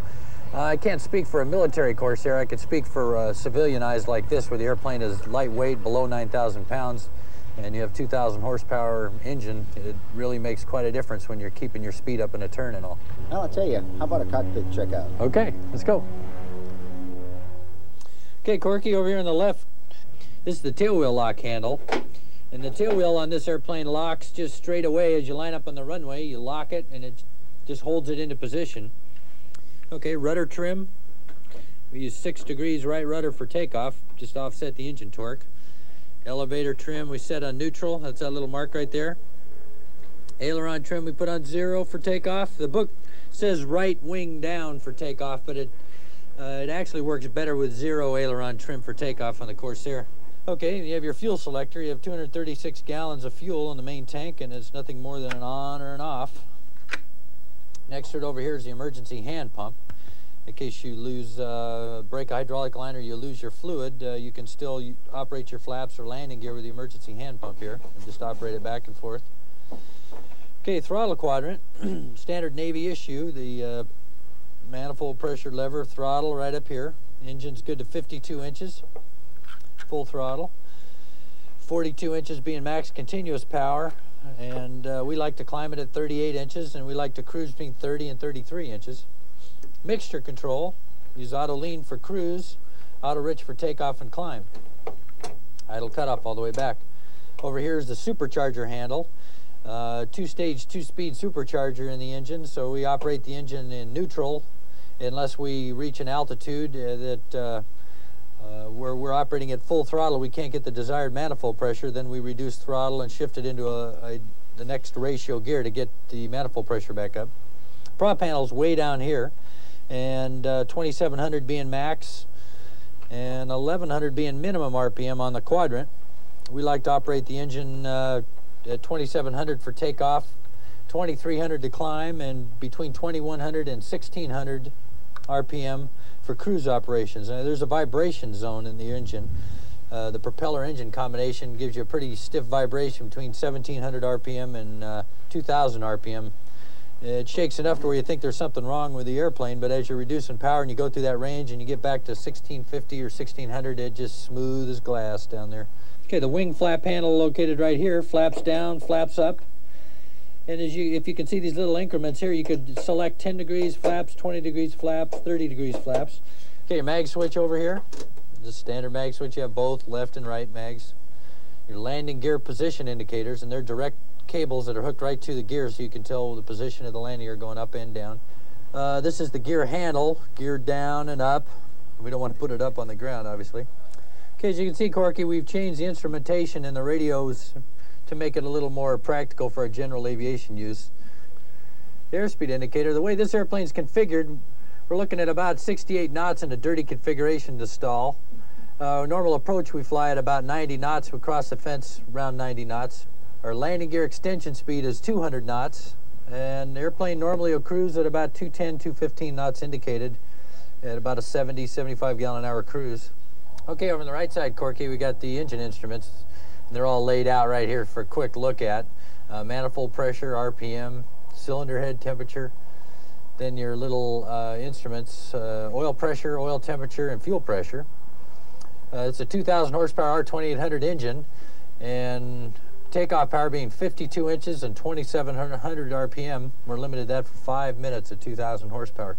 Okay, this little sub panel down here, Corky's got some more instruments on it that are pretty important. We have our fuel gauge, hydraulic pressure gauge, system hydraulics, voltmeter and amp meter, G forces on the airplane, and the airplane is built to stand 7 positive, 3 negative. A pretty stout machine, as you can see. And then a suction instrument here for our gyro instruments. Okay, over here are engine cooling controls. Our big lever here is a cowl flap handle, and this opens and closes the cowl flaps that you see in the back of the engine cowl, and it regulates the amount of air going through the cowling for cooling the engine. Okay, the next handle over is the oil cooler flap, and these are little doors that are located right behind the oil coolers, and they regulate the amount of air that goes in and out of the oil cooler. And the next one over is the intercooler flap, and what that is a flap on the bottom of the accessory section that allows air to flow through the intercoolers, which is the supercharger air cooling. Control stick, rudder pedals with brakes on them, and the brakes on a Corsair are very good.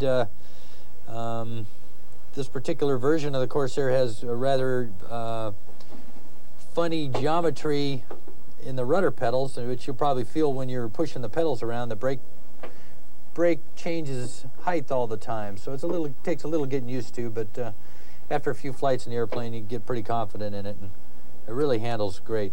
Okay, as you can see, Corky, that's it. Let's go flying. I'm ready. Let's go.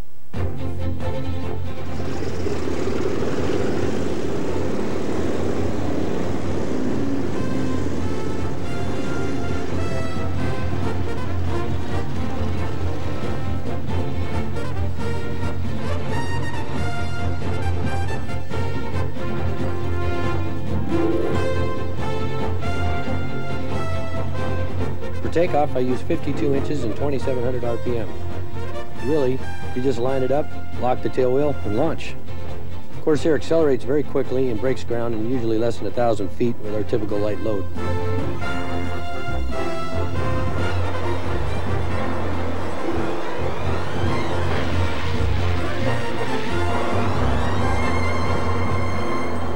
Okay, normal climb power is 38 inches and 2,300 RPM. The book calls for 135 knots for best rated climb, but I'd like to run at least 150. Gets better cooling, and you can see out of the cockpit better. It still gives a couple thousand feet a minute in the climb.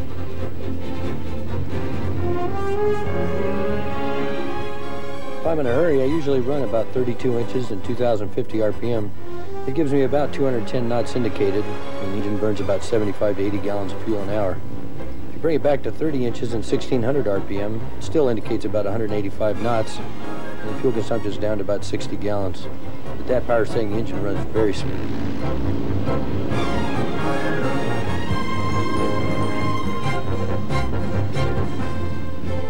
The ailerons are very light.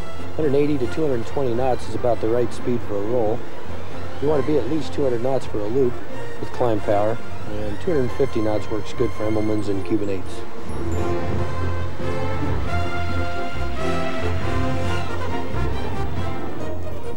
The approach and landing is easy once you know how. I use 80 knots on short final with full flaps. The landing gear in our model is a very long stroke, and it's real soft. Sometimes in a wheel landing, you can't even tell when the wheels touch.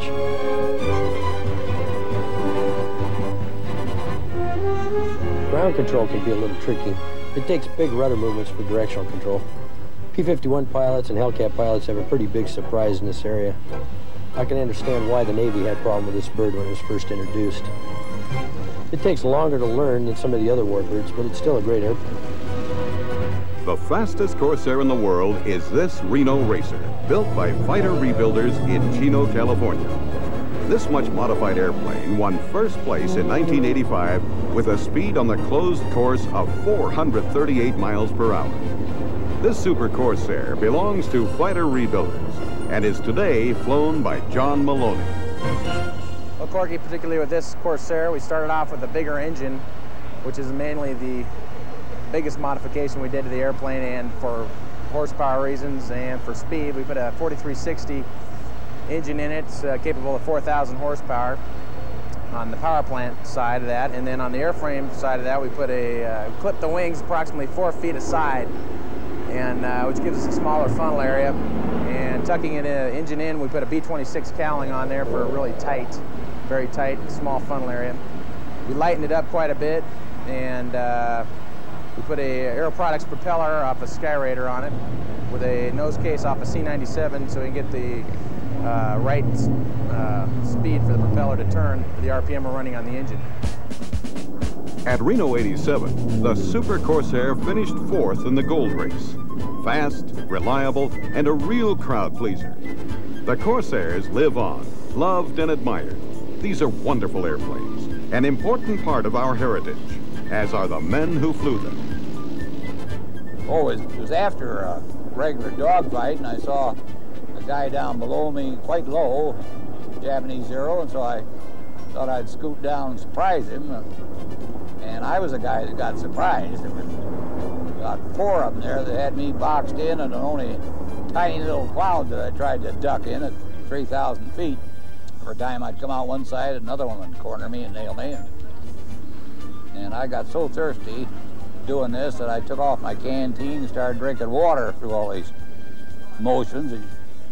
And then finally, people are yelling, "Where's the fight? Where's the fight?" I said, "Jiminy Christmas, come down over the Faroe Islands. I got 4 of them cornered here."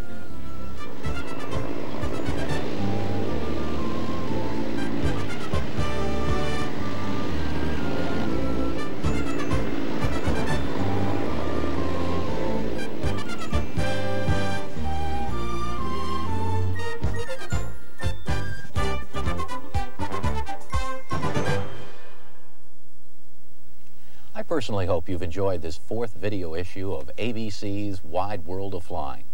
You know, this concludes our first full year of programs, and as we look forward to our 2nd year, we'd like to thank you for your enthusiastic support. As video magazines become a wave of the future, your issues of Wide World of Flying just may become collector's items. All of you who have subscribed in this first year have been identified on our records as charter subscribers. Now, you'll always enjoy the lowest subscription price available, which also leads me to this reminder.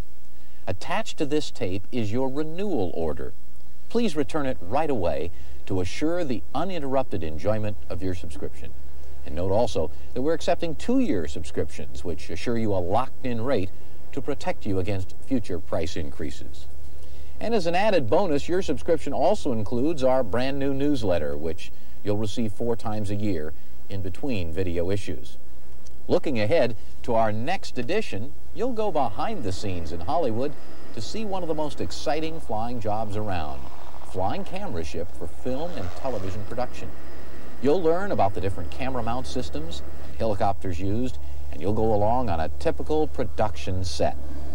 Now, many of you have expressed interest in a story about getting an instrument rating. So our cameras will take you along with David Jackson as he sweats his way through the accelerated 10-day course from PIC. You'll get a real insider's look at what's involved in getting this rating, and you'll even ride along with Dave as he takes his check ride. Plus, you'll see another airplane checkout with Bill Cox, more AOPA safety features from Rod Machado, more What's New, and another lesson in flying proficiency from Barry Schiff. Right now, though, stay tuned for our bonus buyer's guide and a chance to see exciting aviation products and services. The Aircraft Owners and Pilots Association is at work serving its members every day. One area of great concern to some members is the renewal of their medical certificates. That's right. State in the letter that the examination they're requesting is an invasive procedure.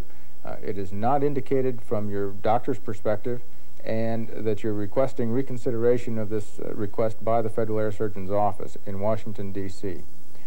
All right, then when the file arrives in Washington, I'll take a look at it, find out what in the world it is they're looking for. Here, the representation of AOPA is one-on-one to assure fair and reasonable consideration of the facts in each individual case. Here at AOPA, at the Medical Certification Branch of AOPA, we try to represent the members' perspective at the Federal Air Surgeon's Office, or if necessary in Oklahoma City, to determine whether or not they have been rightly or wrongly denied a medical certificate. We will review their files as thoroughly as possible from a medical perspective, and if necessary, represent them in Oklahoma City or Washington, D.C. The assistance and follow-through of the Medical Certification Branch is just another example of the many benefits enjoyed by members. If you would like to join the Aircraft Owners and Pilots Association and receive all the benefits of being a member, including Pilot Magazine every month, simply call their toll-free number, 1-800-USA-AOPA. They will be pleased to answer any questions you may have and will take your membership information right over the phone. Looking ahead, mark your calendar right now for October 6th, 7th, and 8th. Nashville, Tennessee will be the site of the next AOPA annual convention based at the Opryland Hotel. Down-home hospitality and great country music should make for a most enjoyable aviation experience. For more information or to register right now to assure good room selection, call this same toll-free number, 1-800-USA-AOPA. Hello, fellow pilots. I'm John King of King Schools. You know, things are changing fast these days regarding airspace. In fact, so fast, it's hard to keep up. You'll want to know about these most recent changes we've included in our courses. First of all, having even the most current edition of a sectional chart won't be enough anymore if you're flying to an airport also depicted on a terminal area chart. The area covered by this TCA chart is shown inside this blue band. Now, the reason is, in order to clarify the depiction of the TCA, the FAA has removed the airport information from the sectional chart for all airports also shown on the VFR terminal area chart. This means if you want to know elevation, runway lighting, runway length, or communications frequencies for these airports, you'll also have to carry the appropriate TCA chart. Here's another change. If you plan on flying in a Group 2 TCA, you need to know that since December 1st of 1987, altitude encoding equipment, or Mode C, is required in Group 2 TCAs as well as Group 1 TCAs. Finally, they've changed the way arses are shown on the sectional chart. Now, previously, arses were shown by blue slash marks. The color blue is usually used to indicate that communications are required. Well, apparently, some pilots are confusing arses and TCA, so arses are now shown by magenta slash marks instead. All of these changes mean that pilots now have to work harder than ever before to stay up to date. I'm Martha King. Here are 3 recent regulation changes regarding your aircraft that you need to be aware of. First, as of March 7th, 1988, all aircraft now must display an external identification plate or decal located either near the rearmost entrance door or on the fuselage near the tail surface. The information required is aircraft make, model, and serial number. Now, if your aircraft doesn't have one provided by the manufacturer, and many aircraft don't, it's your responsibility to make or buy an ID plate or decal and to fix it to your aircraft. There are no size requirements, but it should be legible and not come off easily. Second, small registration numbers may go better with your attractive paint scheme, but they're no longer adequate if you fly across the borders of the USA. If you cross an ADIZ or DEWIZ, which you will if you leave the country, the aircraft must have 12-inch high registration marks. You can use temporary marks so long as they won't come off during flight. And finally, if your aircraft has been modified by adding extended range fuel tanks in the passenger cabin or baggage compartment, you must carry aboard the aircraft a copy of the FAA Form 337 showing approval of that modification. This form must be made available at the request of any FAA inspector or law enforcement officer.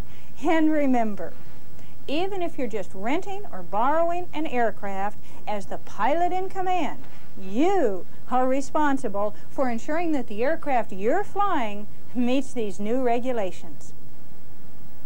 Whether you want to get up to date for a biennial flight review, pass a written test, or prepare for a check ride, it's all guaranteed. King Video Ground School trains you to understand the big picture by taking you on location, in the cockpit, in the weather, or in the tower. Monster graphics make difficult problems fall into place with ease.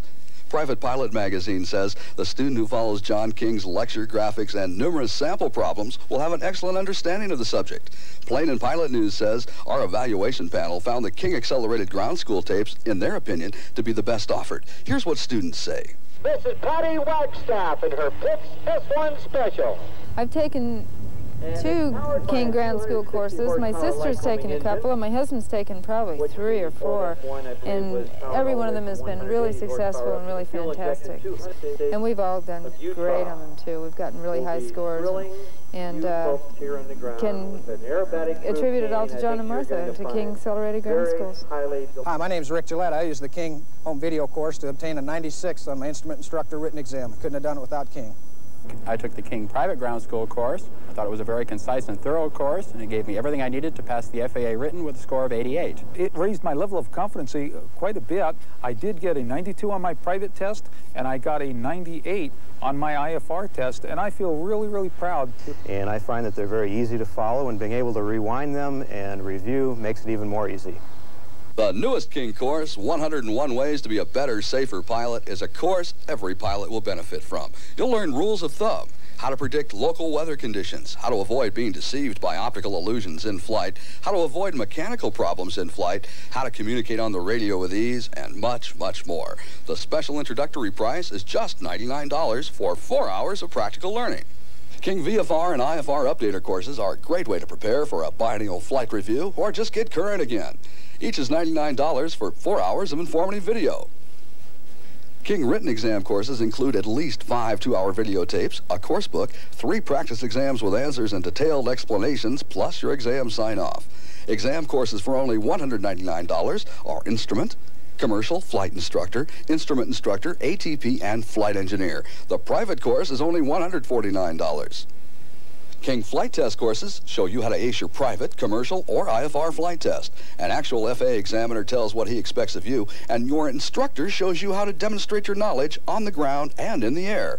Each course includes the Practical Test Standards booklet and 2 videotapes for only $89. For same-day shipping, call 800-854-1001. You'll have a 20-day free trial, and if you fail your test, you keep the course and get your money back. Order within 30 days and mention ABC's Wide World of Flying, and we'll give you a bonus for promptness. The King Takeoff Course album, a $60 value. Your bonus includes audio cassettes on mountain flying, weather flying, flying the high-flying recips, and frightened spouses.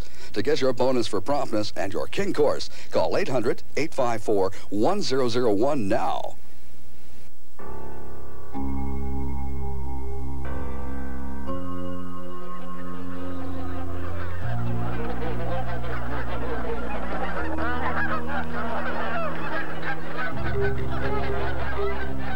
Man was not born with an internal navigation system. Has he always followed geese, the sun, and the stars, and made stick marks in the sand? Maps are as old as thought, and thought is as old as man. From the beginning, he has recorded his discoveries and exploits and charted his legends with geographical surrounds. He developed a system of navigation, not so much to know where he was going, but rather to remember where he had been. For how else could he return to the treasures and pleasures he had found?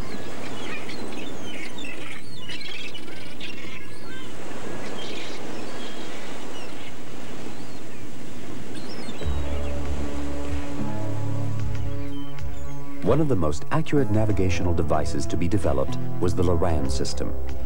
A fisherman could drop a lobster pot 15 miles offshore. By simply noting the latitude and longitude, he could return to that very same spot and get his catch. Today's Loran enables you to fly to your destination without the restrictions imposed by inflexible VOR airway structures. You now have the ability to know at any time where you are, relative to your destination or to any airport, VOR, NDB, or intersection.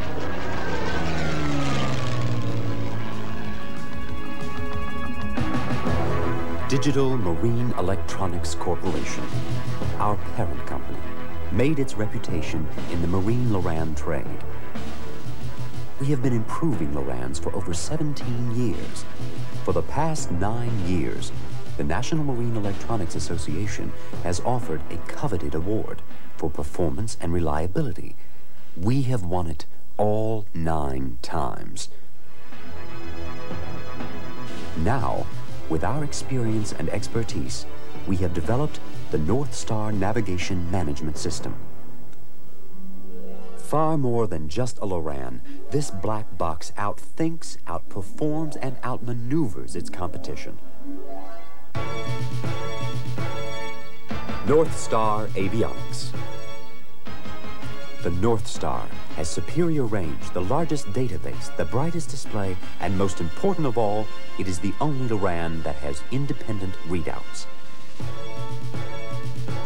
It's really easy to operate and speaks a language you understand. The North Star's receiver is recognized as the most powerful and accurate.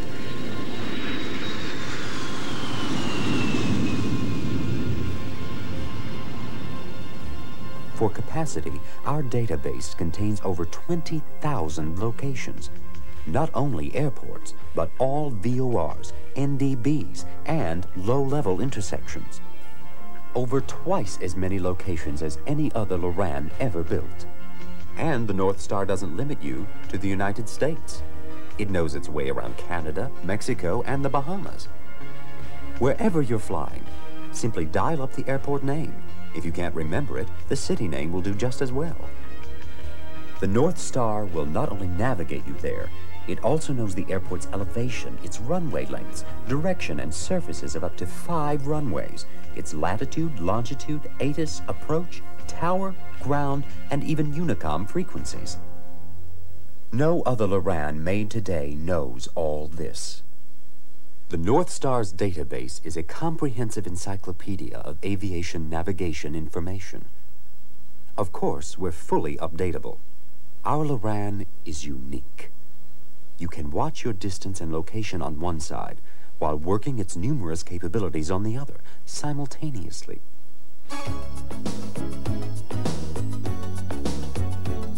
We at North Star have always felt that a Loran navigational device was not enough for aero navigation. Our Loran was designed by pilots, for pilots. A Loran system that can answer your questions as fast as you can think them, while still functioning as a basic Loran. The North Star Navigator is equipped with a data output, which allows interfacing the set with visual display systems, fuel computers, and ELTs. The North Star outperforms its competition in receiver sensitivity and is unique in its ability to operate effectively through the mid-continent gap. And yes, you can take the North Star home to program destination coordinates or just to play with it. Our quality control even surprised us, but was no accident. Our 36-month warranty is longer than any other Loran in its price range. This is the aging room. Here, our Navigator spends the first 5 days of its functional life running continuously under varying temperatures and tests. For places lost, for places found, the North Star, it remembers. North Star, a multi-purpose, computer-controlled aero-navigational device, allows you to do what you like doing best, fly. North Star now features the AirAlert TCA and ARSA warning system, a serial data port to interface with external devices, and StarGuard security to prevent unauthorized use. For the name of your local dealer, call 1-800-NAVIGATOR. That's 1-800-NAVIGATOR.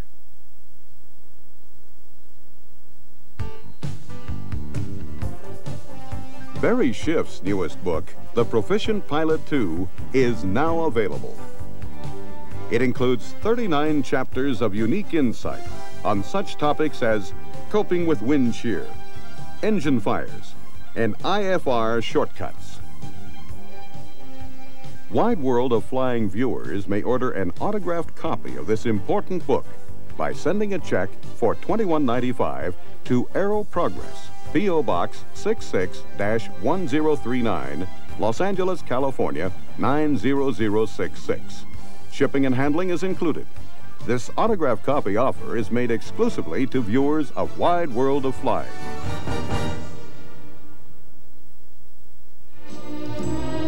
The ABC Olympic tradition continues. Now you can own the official 1988 Calgary Winter Olympics video.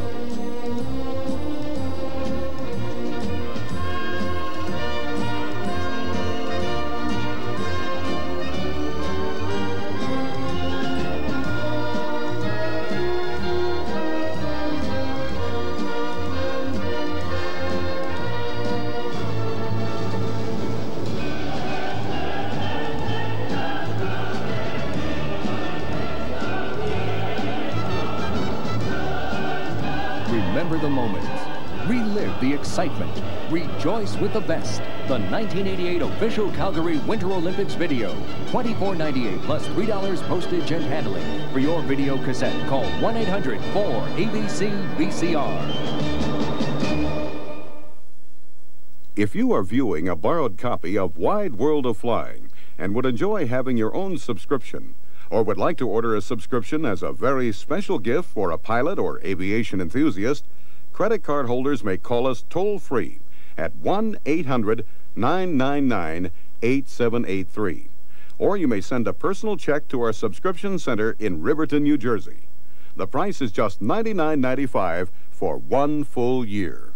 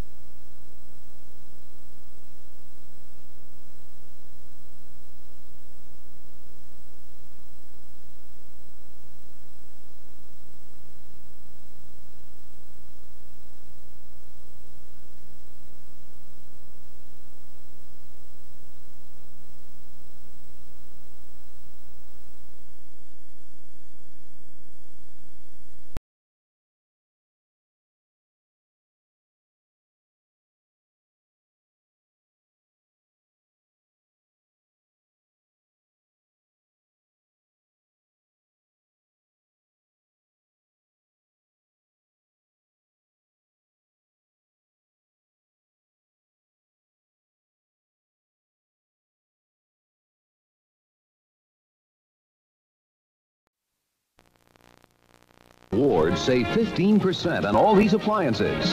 Save on all size refrigerators, all chest and upright freezers, gas, electric, even built-in ranges. The state employees strike tonight at 11.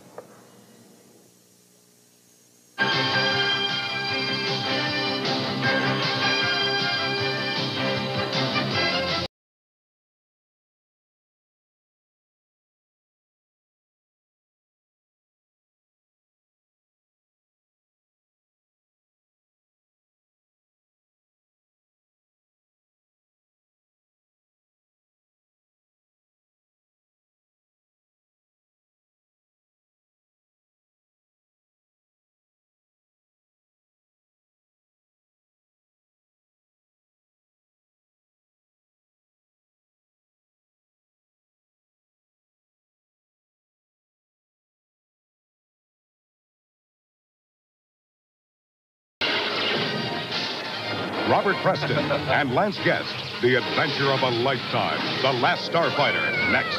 The Last Starfighter, brought to you by Prel Shampoo and Prel Conditioner, the unbeatable bodybuilding system for hair.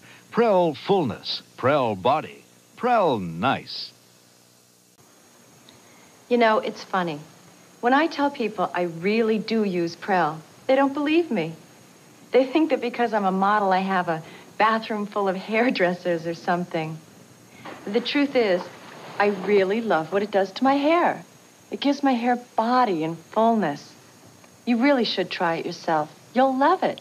And if you don't, they'll give you your money back.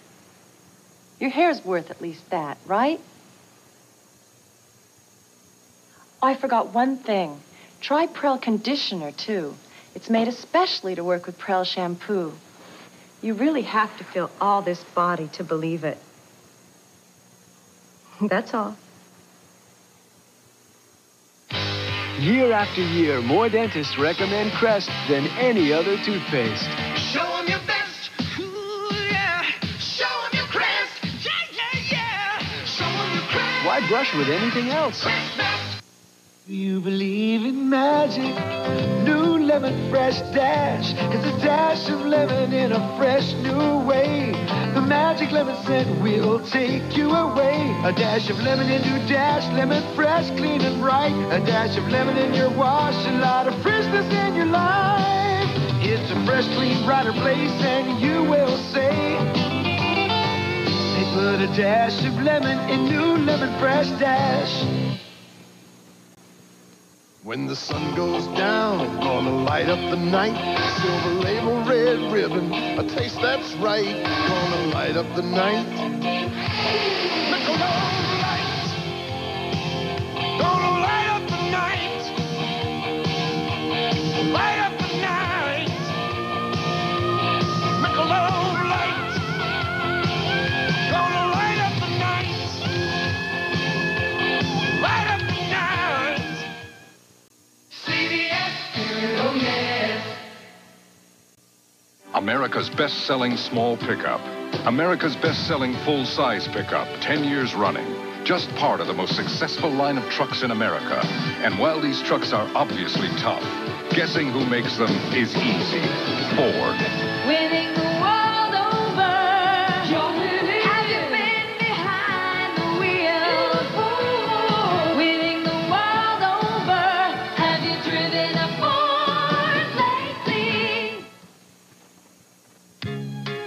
A double pleasure's waiting for you. A double pleasure from Double Mint Gum. A double great feeling, making you realize Double Mint's the one for you. Double fresh, double smooth, double delicious to chew. A double pleasure is waiting for you. Double Mint Gum. A double pleasure is waiting for you. Double Mint Gum. Flip for the crisp or Crispix. Kellogg's Crispix. The crisp that'll make you flip. Corn on this side, rice on the flip side, so crisp. You're gonna flip for the crisp of Crispix. If you love the way corn crumbles and the way rice really rumbles, you'll see why the crispy taste is gonna make you fly. When you flip, flip, flip, flip, flip. For the crisp of Crispix. Uh-huh. like I wanna be feeling. Look at the smile on my lips. I've got that M&M's feeling right at my fingertips. So carefree, they fit any plan. Milk chocolate melts in your mouth, not in your hand. You wanna grab onto that M&M's feeling. The Last Starfighter, starring Lance Guest and Robert Preston, will continue. Monday, when Emma dates a chauvinist yuppie, Can he something? will Kate do something drastic? Put the knife down, Kate. And can Newhart help Larry with a shocking family secret? This could throw our whole family out of kilter. I'm afraid that ship has sailed. Then, I can pick you up. Perceptive for his age. Deciding Women, Monday. He's a guy who likes fast cars. Racy women. I bet she goes from 0 to 60 in about 6 seconds. And no fooling around. Take her downtown and book her. Joe Penny, Jake and the Fat Man. Saturday, September 26th. And coming soon, Tour of Duty, a dramatic television series about the Vietnam War. This is CBS. Hi. I just moved in next door. Could I borrow a Diet Pepsi? Sure.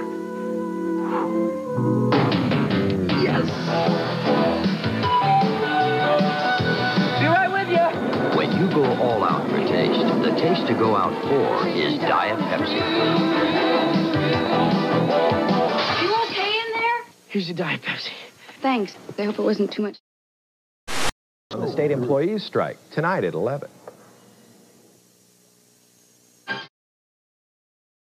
The state employees strike tonight at 11.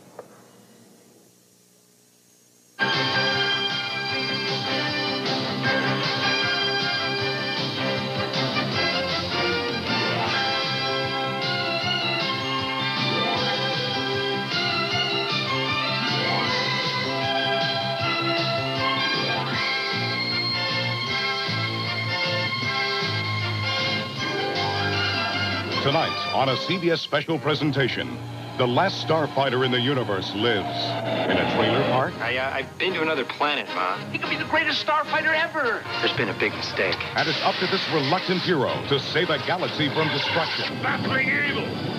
In another dimension. In another dimension?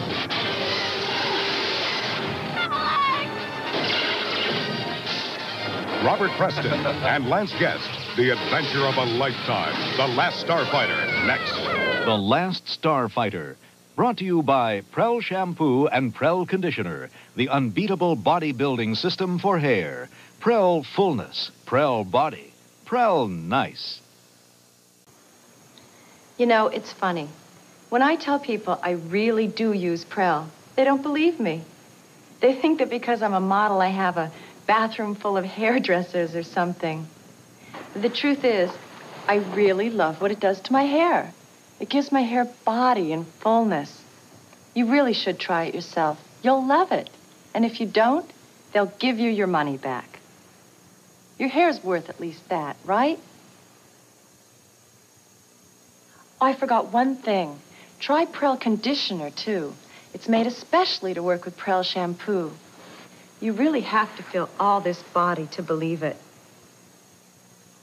That's all. Year after year, more dentists recommend Crest than any other toothpaste. Show 'em your best. Ooh, yeah. Show 'em your Crest. Yeah, yeah, yeah. Show 'em your Crest. Why brush with anything else? You believe in magic. New Lemon Fresh Dash is a dash of lemon in a fresh